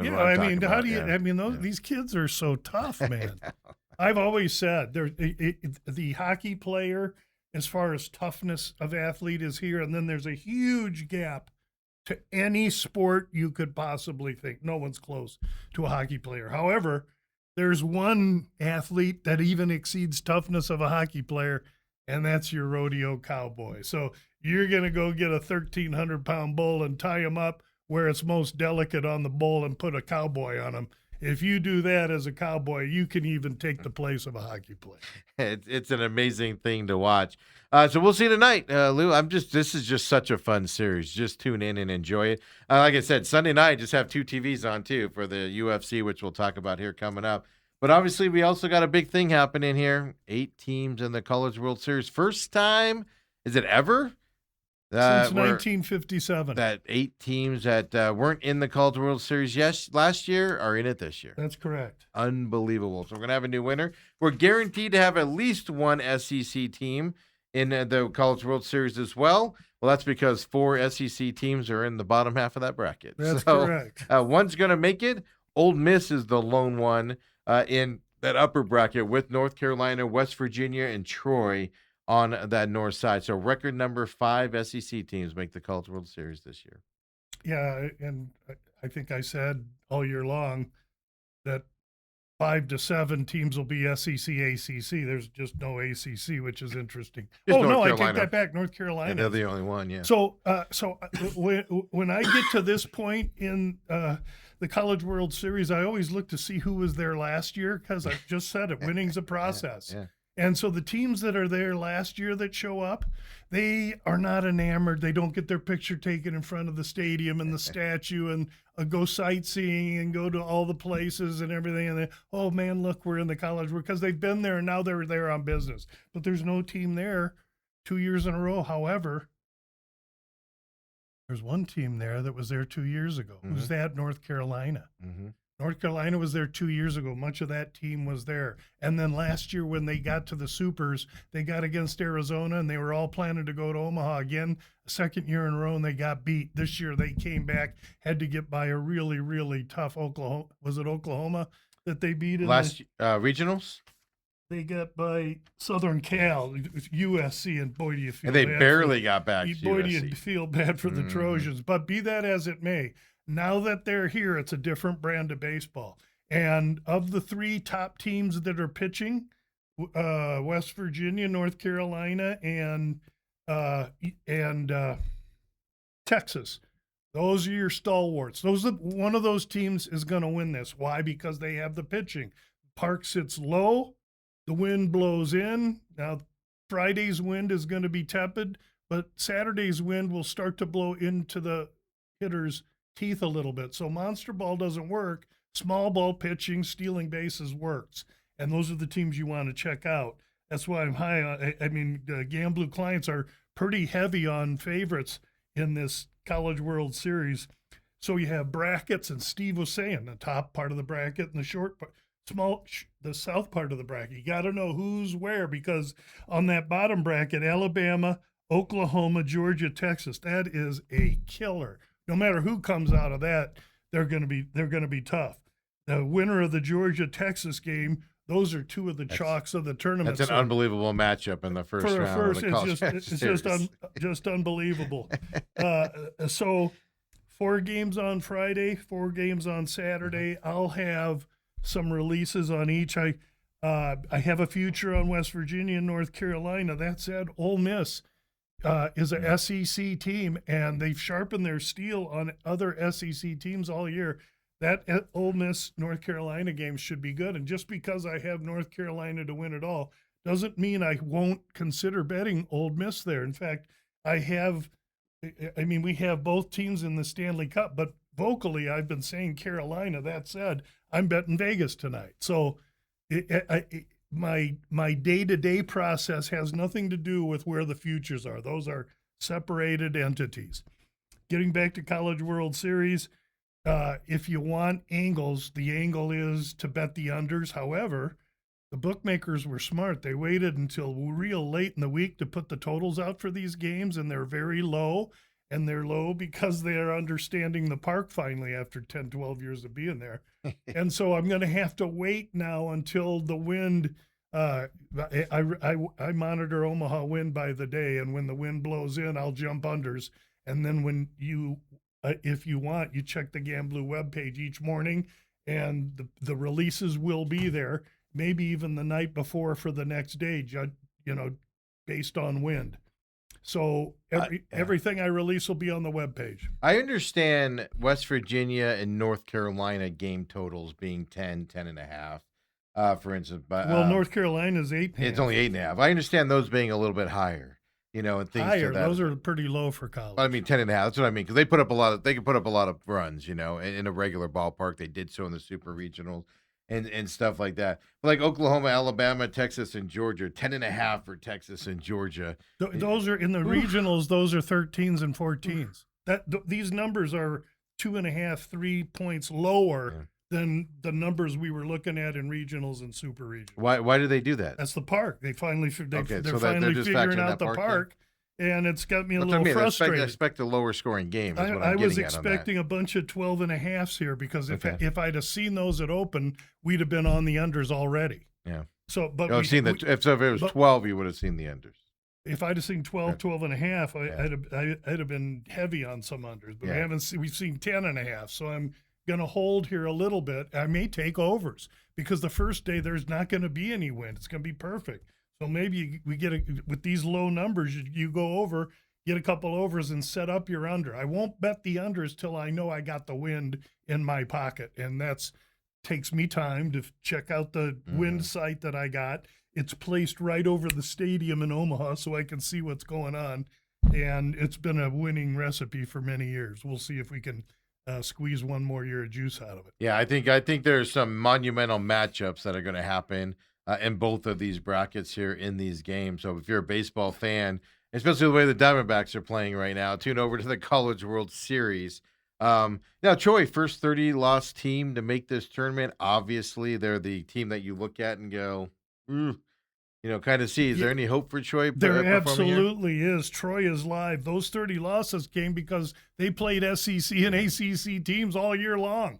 So they got all year long, they got their nose bloodied by all these teams that are in this College World Series or teams they played in their leagues. And so Troy absolutely belongs. And West Virginia's coming in on such a high. The only issue is if they trip against Troy. I can say this, in this tournament, if you're able to win your first 2 games, you'll play on a Friday, Sunday, and if you win Friday, then you win Sunday, you play Thursday. Yeah, you're off. So you're going to the zoo and you're eating hot dogs and getting ready and playing, pickleball with your buddies, while these other teams are going through all their pitching staffs in a double elimination tournament to try and get back there. So the teams that win their first 2 games have huge advantages over the rest of the field. Yeah, and you're going to get some good team. Like you said, Ole Miss, I mean, they're a snake in the grass. But then Georgia, Texas, one of those 2 teams is going to have to start off in the losing bracket, which puts them at a disadvantage. But they're talented enough to get through it, of course. But I mean, this is an amazing thing to watch and see how these guys battle through it. I like what I like about this year's College World Series is it is like, I know it's not new blood, but it is new blood. And it's wide open. Series. It's really wide open. We've had a wide open. In the past, you go, Tennessee or LSU or Florida's in this now, so they can do you favor them. You just look at this and just sit back and enjoy what you're about to watch in these college games. Yeah, I totally agree. If you like baseball, and the Texas Georgia, that loser goes, then you check, because right now they're 275. Georgia is to win it all. Texas 275 or plus 3-1. But if they lose the first game and the other team goes to the winner's bracket, then the loser, let's say it's Texas, going to go to 6-1.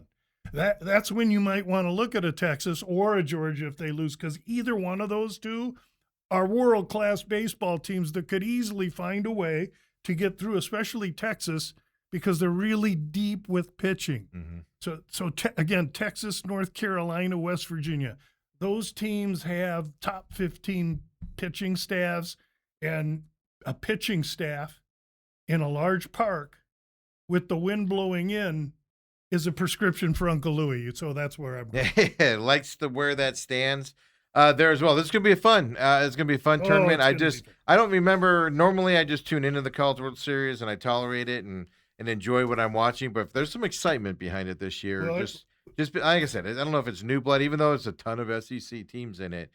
But that's the other side. That's what I think. I feel bad because I know Oklahoma's good, Lou. I know they're good. But I'm just like, they aren't Georgia, Texas good. I think they're a step down from that. It's like, oh, those poor. Then you look at Troy. Well, they have each, like you said, they were Georgia Tech good. Yeah, well, and Georgia Tech was number 2 and rolling over everybody. Yeah. So I wouldn't discount Oklahoma. That's what I mean. That's what I mean. You're looking at them and Troy, and you're like, man, but they can win a game in this. They can win some games in this. And it's just, you look at them as just an underdog with the talent. Then you got the West Virginia, North Carolina. Now, North Carolina had to come back from SC, win in dramatic fashion. SC kind of let them stick around and made an error, and then that allowed them to win it.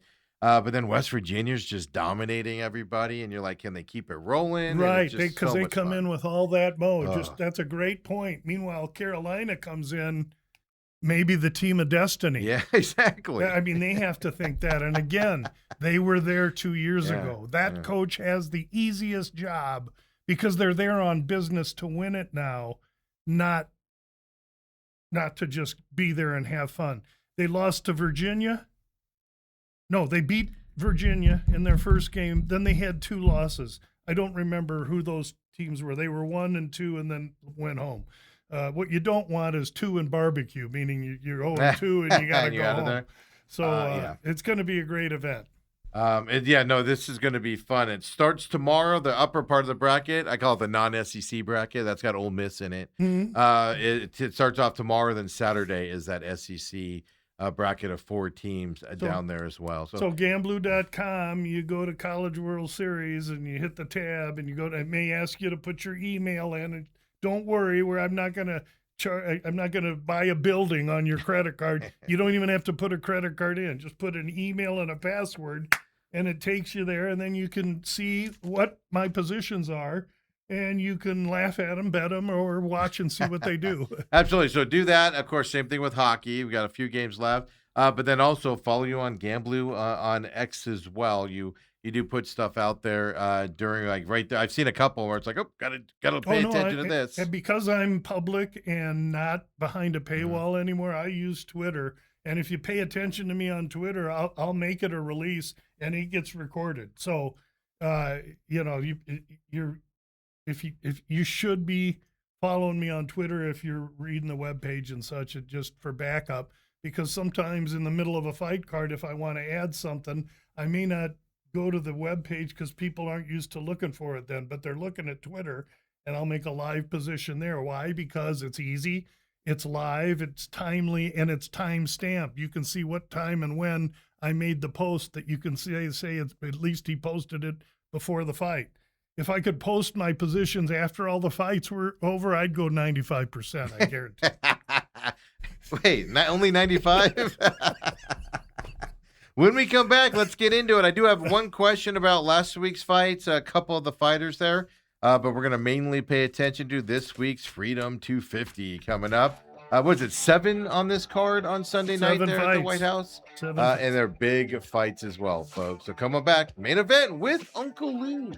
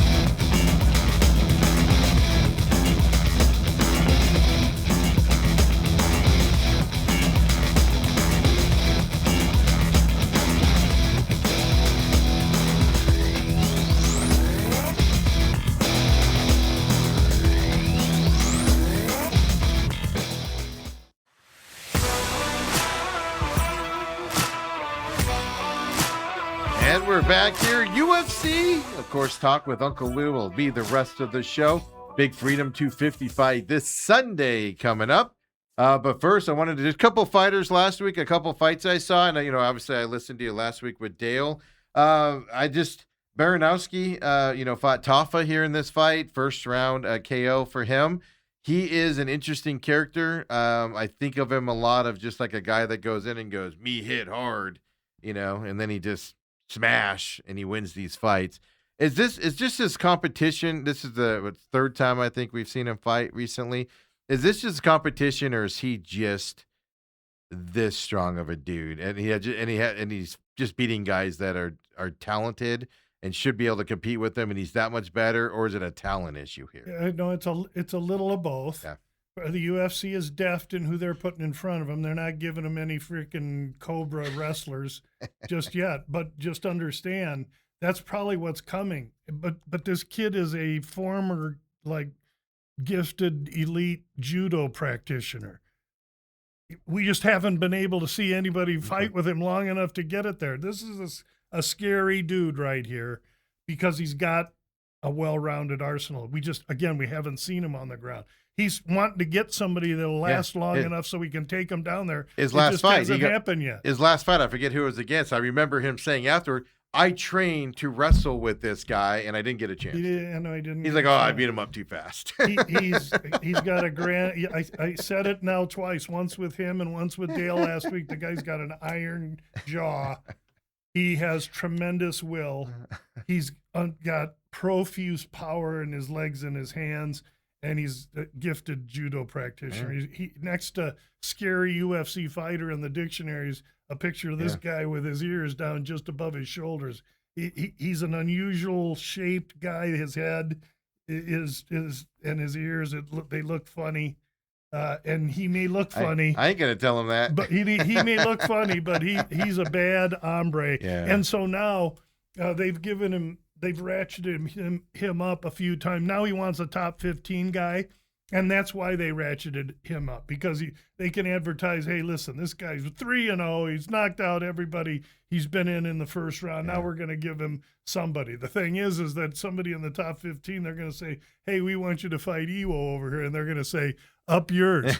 I ain't fighting that guy. So he's going to have a hard time finding fights, and so we'll see what happens. All right, yeah, but he's a scary guy. Yeah, no, he's one of those rare fighters that you watch him in the ring and you just go, okay, is this the competition or is this guy just dominant in there? And it's just you could see it. It's almost like those Mike Tyson vibes where you see it. He wins the fight before he even gets in the ring. It feels like he goes in and he's like I said, that one comment. I practiced wrestling to lead up to this. His last fight, 'cause the guy was a wrestler, and he goes, I just beat him too fast. I couldn't wrestle. So he's actually training hard, wanting to do it, and he just gets in there, and he's like a big grown man with like a puppy, and he doesn't know how strong he is and doesn't know what he can do to him. But he's not a striker training judo so he can be good. He's a judo savant who happens to have hands, and you can't hit him. I mean, you could stand there with a baseball bat, hit this dude right across the forehead. He'll barely blink at you. I'm telling you, he is. He'll just stare at you. He's the real deal.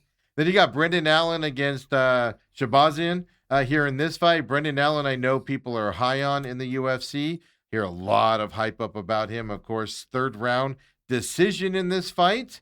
Was this a incident, in your opinion, on Allen towing around a little too much? Should have finished this earlier, or is it say what his competition is? Allen beat Shabazian at Shabazian's game, the stand-up. Another dubious, questionable mental decision by Allen, but that's okay. He does that every fight. That's why he only gets to a certain level. When he gets to the top 3, he can't beat those top 4 guys, the champ and the 1, 2, and 3. He's 4 to 8 in there, and he's a solid 4 to 8. And Shabazian's 12. So, and again, we had Allen Chagan. That now puts us on a fight in the White House card where we have both sides, and we'll get to that when we get to that White House card. Absolutely. And then, of course, the main card here, Muhammad and Bonfim. Bonfim ends up getting the win, unanimous decision for Bonfim in this fight. I believe this went off as close to a pick'em is what it ended up at there as well. Even the commentators were like, oh, let's just enjoy this bad boy in this fight. I was impressed with, I've always been impressed with Bonfim, to be fair. I was super impressed with him in this fight as well against Muhammad. Am I hyping him up enough after this victory? I don't know. I'm a Fade Bonfim guy. Yeah, we didn't see anything from Bilal. In fact, listening to Anik and Florian, if you listen to Ray Longo, and that's why I listen to Anik. Kenny Florian is a genius and is able to express mixed martial arts action and terminology and theory as well as anyone. And then you get Ray Longo. Anytime you get the opportunity to sit there and listen to a guy like Ray Longo talk, you got to listen, and they give him 20 minutes there. So I soak in everything Ray Longo has to say, and Longo felt as though Muhammad looked like he was under medication. Well, he questioned, why didn't he try and take him down? He just totally ditched his wrestling.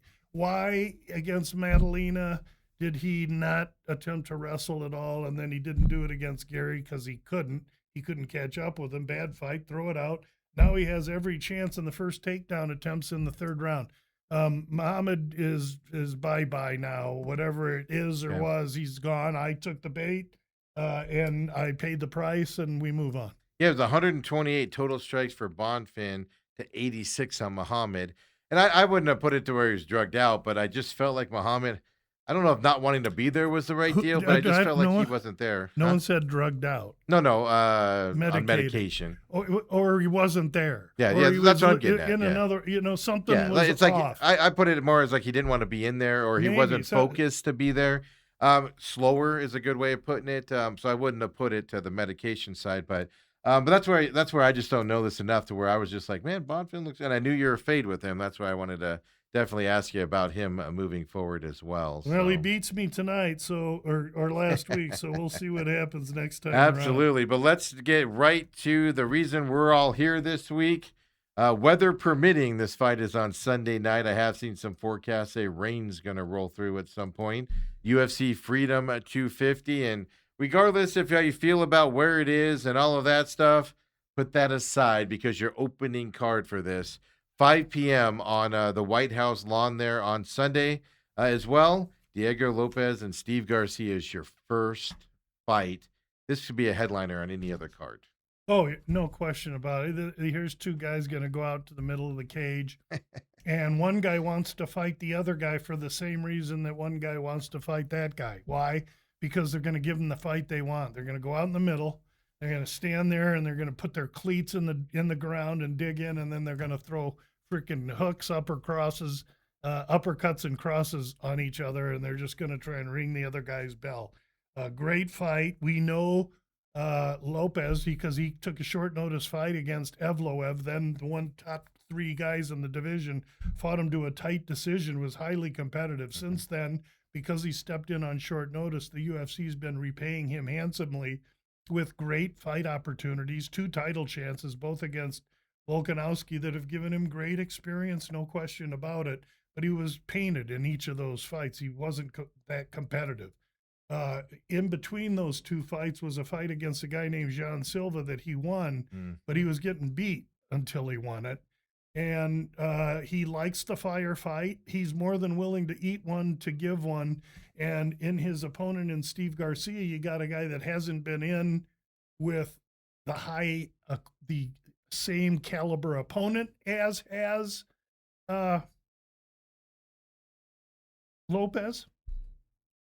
But he's won his last 7 straight with ratcheted up competition, good solid competition.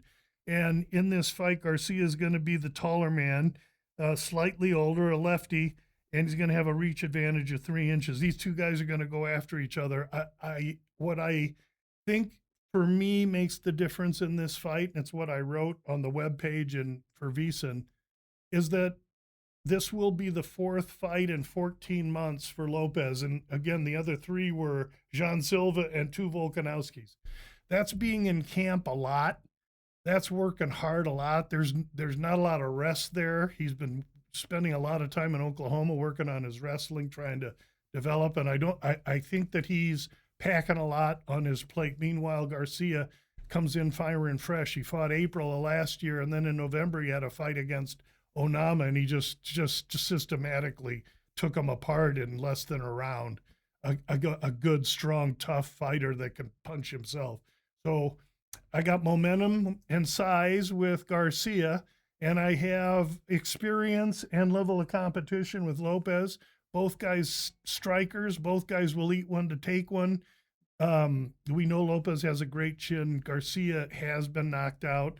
The matchmakers knew what they were doing putting this fight together on the first one, because it's going to be stars and stripes forever, baby. I took Garcia at plus 145 because of the momentum, and I think he's ripe, and I think Lopez could just be a little bit below Muhammad-like and a little bit slow and off because of the amount of high-stress activity and fights he's had in the last 14 months. Over under on this is 1.5. Over is minus 140. On this, like you said, Lopez does not get knocked out. I know Garcia can in this fight, but I see a long fight here. Now, obviously, it's going to be a battle and who can hang out to stand in there. You like Garcia overall, but that 1.5 number kind of surprised me a little bit with these 2 guys, but what do I know? I'm not the expert. Yeah, somebody's going to go. I don't Just a matter of when? I don't know. Okay. If I were going to play with that, I'd maybe play fight starts round 2.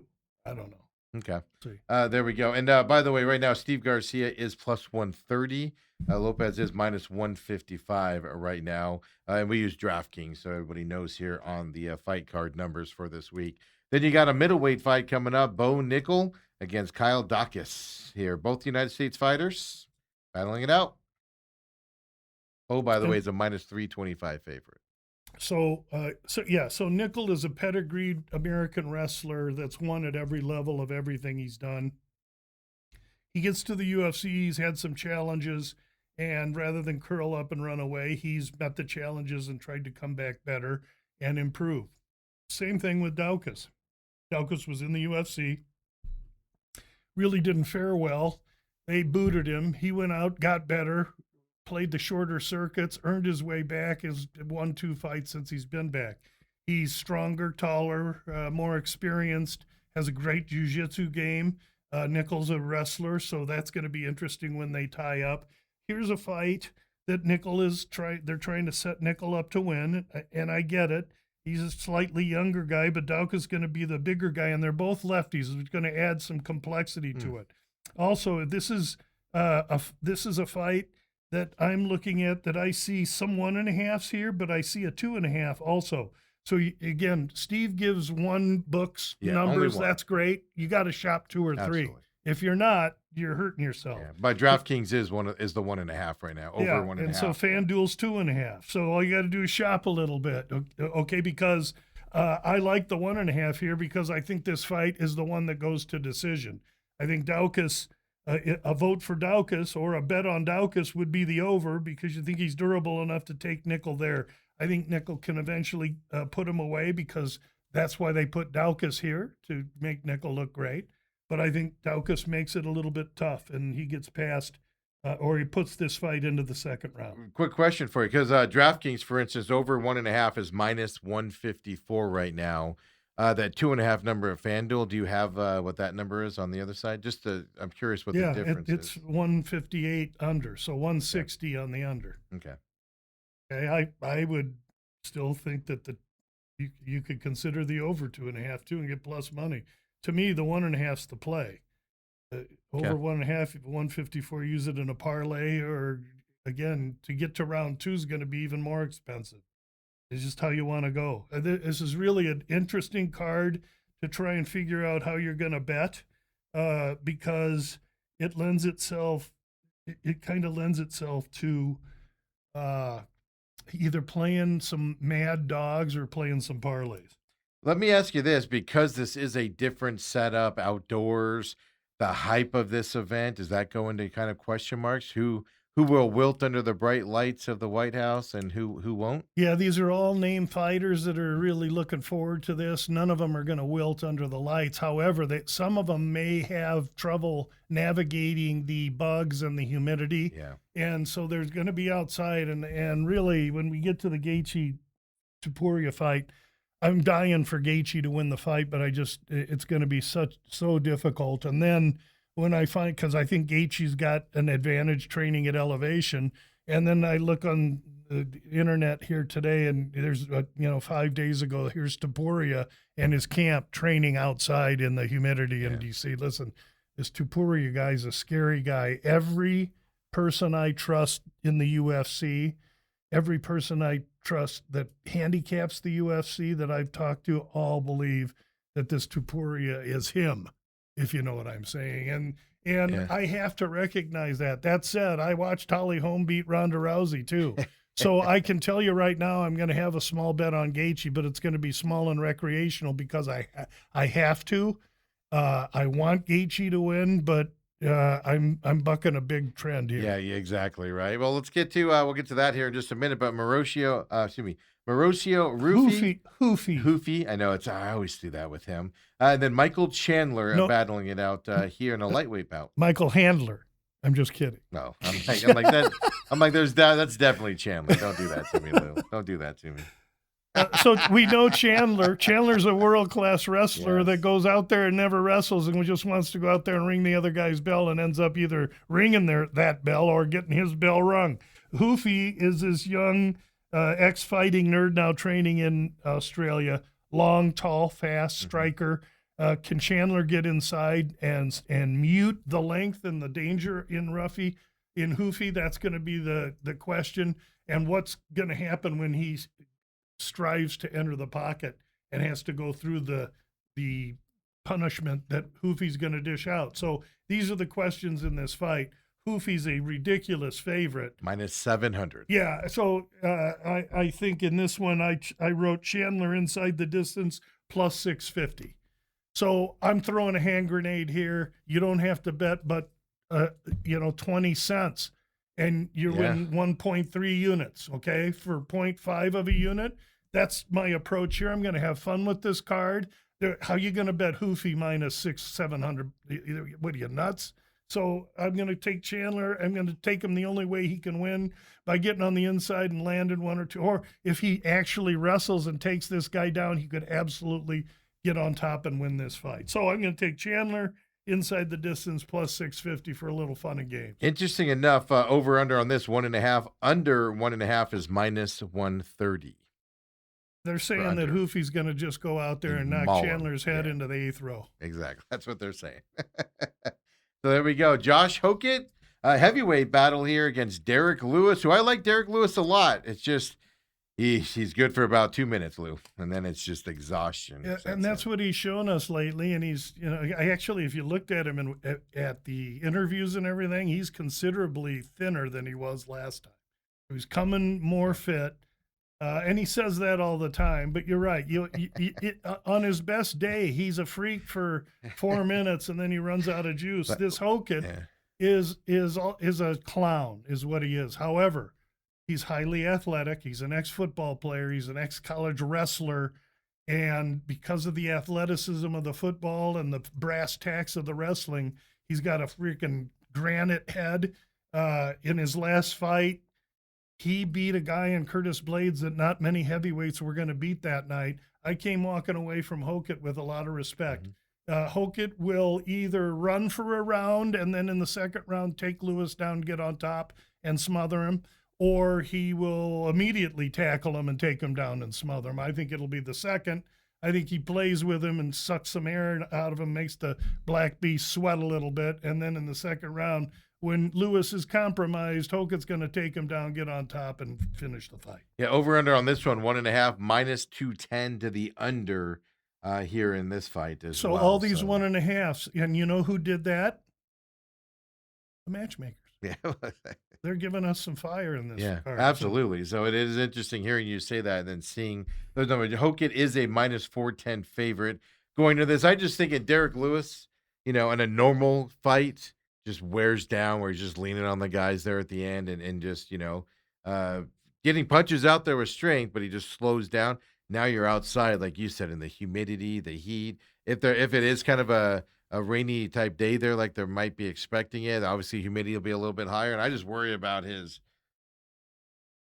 endurance. Yeah. If in indoors he struggles with it, to going outdoors. Yeah, but you have 3 minutes to be able to have to wade through when he knows he's going to go out there and try and touch this kid. Let's not forget that this kid 4 months ago got his brains beat out by Curtis Blades. Those guys both. He was definitely concussed, and he's coming back pretty quick afterwards. And Lewis holds the knockout record in the UFC. So again, someone's going to sleep here. I'm just thinking that it's probably going to be, Hokett. So, you put Hokett together in a parlay with nickel, you can get like close to even money, 1 to win 1. I'd consider maybe looking at something like that. Perfect. And then we got the local. Excuse me. You say Hokett? That last parlay, I missed a leg. So we're going to use those two with one upcomer. Go ahead. Right, so nickel, Hokett, and you're going to add one more to that coming up. But we got the local kid, Sean O'Malley, getting back into the ring against Zahabi here coming up. And Zahabi's a Canadian fighter. Zahabi's a Canadian. He's earned his way here. He's got no power. He's got good hands, great movement. He's athletic. He can wrestle. He's a top 15 fighter in the division, maybe even top 8 to 15. O'Malley's world class. He's long, he's tall, he's fast. He's there so that they can get momentum behind him again. He puts tremendous butts in seats. This is a setup fight for O'Malley. The UFC wants O'Malley again in a big championship fight because they're after ratings. We know this. And so now we're going to take O'Malley at 440, and we're going to acquiesce. We're going to go O'Malley +4 at minus 440, Hokett at minus 410, nickel at -325, and we have one more leg coming up. And when we get there, I'll tell you what that one Going is. a four-legger, huh? We're going to on do this well. one? What we're trying to do, if you see those three favorites, we're just trying to go favorite, and then walk into a big bet, and we'll see what that is in 2 fights. Yeah, perfect. Then next up, you got Alex Pereira against Gane. Brazil versus France fighter here in the Freedom 250. Yeah, and so anyone that's read the blog or been on VSiN or listened last week understands we now have Gane 2 units to win 3.8 units, and we have Pereira 2 units to win 3.4 units. So we're going to lose 2 units, but pick up 3.4 or 3.8. So we won money on the fight, and I'm tickled about that because there's a lot of questions in this fight. And the questions are this: how does Pereira, under the new weight in a 5-round fight, deal with a guy that's a natural heavyweight, that's very athletic as a natural heavyweight? He's been in there with Aspinall, John Jones, other killers. And how does the immediate weight gain, even though Pereira's a big guy, does the power stay? How's his cardio going to be? Gane is certainly going to try and take him into the 2nd or 3rd round, I think, where he can dominate him. So that said, I'm so happy that we're in a win-win position here because I don't have to extend myself on one of the 2 fights that's close. I would like to see Pereira win, but I think it's a tall task to ask a guy to go from, and he was never an 85er, he did superstar weight cuts to get there, to go from 205 to heavyweight and take on this kind of a guy in 5 rounds outside humidity. I'll be rooting for Pereira, but I just think it's too much to ask. So I'm leaning towards Gane here a little bit. Yeah, I mean, it's -112 for Gane, and it's Pereira's -108. Yeah, so they don't know either. Nobody really knows. Everybody has the same question. How's Pereira going to be able to transfer the weight to heavyweight and past 5 minutes into the 2nd, 3rd, 4th round? We're all going to learn. I'm going to learn while making money, and I'm happy about that. Over-under's 2.5 on this fight, -166 to the over right now on, like I said, DraftKings here as well. Interim heavyweight title fight here in this fight. Excuse me. Yeah, again, there's 2.5s and 3.5s out there. There's a 3.5. So a 2.5, I think it could go over. I think 2.5 could go over. 3.5 is making it tough. 2.5, I lean over pretty good here. For that fight there, and that's a 5-rounder, being a Yes. title fight as well as the co-main event. Then you get the one you've kind of alluded to already and told us about, the lightweight title bout here. You got Topuria and Gaethje battling it out. This is just gonna be a fantastic thing to watch. Yeah, I don't like Topuria's smugness. I don't like his cockiness. He's earned the position to be all that by his body of work. I'm not disputing any of that. I'm not disputing he should be a favorite. But he's a Spaniard coming to the White House for a great opportunity, and he's fighting a kid from Stafford, Arizona, who's an All-American kid, 30, almost 8 years old. Gaethje is there to represent America. He's there to represent his country, his parents, and we're going to get the best fight we've gotten out of Gaethje ever. And Really? His last fight was know, pretty good, Lou. Huh? His last fight was pretty dang good. Well, his fight against Holloway wasn't that good. So, I mean, and he's had a bunch of fights, and he's incurred a bunch of damage, and that's what people are saying. But he's much bigger than Topuria. Topuria is much faster, much quicker, better footwork. I've gone back and forth with all the savants, okay? And I get it. And I have to respect Topuria for what he has. But I've seen funny things in fights. So here's our bet, okay? We're going to go early, and we're going to take nickel. He wins. Bingo. We roll into Hokett. He wins. Perfect. We roll into O'Malley, and he wins. That's our foundation. We got to get those 3 guys in. Then our 4th leg, Gaethje via KO, submission, or DQ. That's a +600. You return 13 to 1 on that. I'm not suggesting you bet 1. I'm suggesting you can bet, a quarter of a unit, and you can win 4.2 units. So here's a bet where you can bet a small amount to win a huge amount. But in the main event, you're going to need Gaethje to ice this kid. Do I think it can happen? Hell yes, I think it can happen. Do I want it to happen? You're F&A right, I want it to happen. Will it happen? Probably not, but I'm going to set the table with that kind of a bet.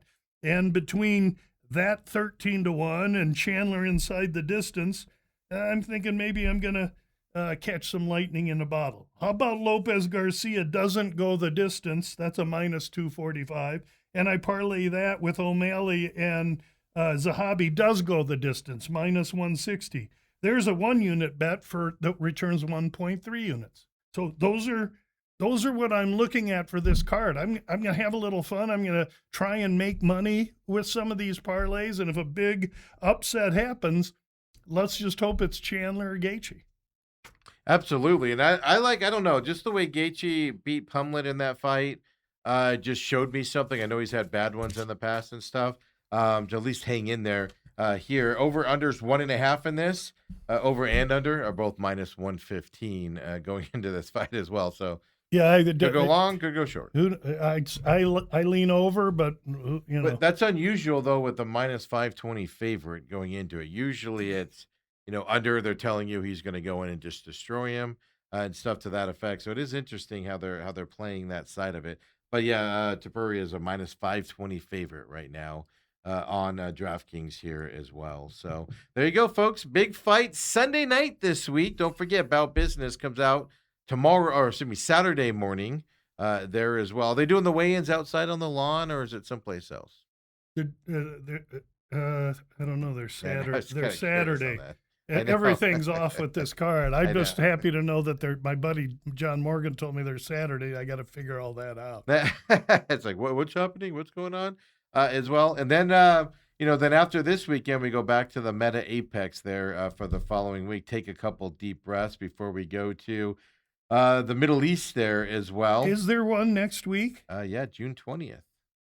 Apex. I was surprised by that too. Kopp and Horiguchi. Okay. Yep. And then we go to the Middle East for a fight there. 8 a.m. fight there coming up on the 27th. Boy, they're killing me again with these fight cards. And then I get the 4th of July off. Okay, that's you get that one off. But then you get the McGregor-Holloway 2 fight on July 11th. So just giving you a preview here of what's coming up on the fight cards. Yeah, we hope we get McGregor and Holloway. It's scheduled coming up as well. Lou, appreciate you coming in this week. Thanks for having me, Steve. It's going to be a fun weekend here. Sunday's back, folks. Hockey, UFC fights, all the fun stuff. So, everybody, we'll see you next week as well with Uncle Lou. We'll be back tomorrow here on the show. Of course, 8 o'clock. Come join us. Also, let me just check here. Don't forget, follow us at TME Media AZ on YouTube, where we're live as well. Join our comment section. Those of you that have questions for Lou, check in there starting next week when we're back. We'll see you then, everybody. Have a great Thursday night. Forgot what day it was.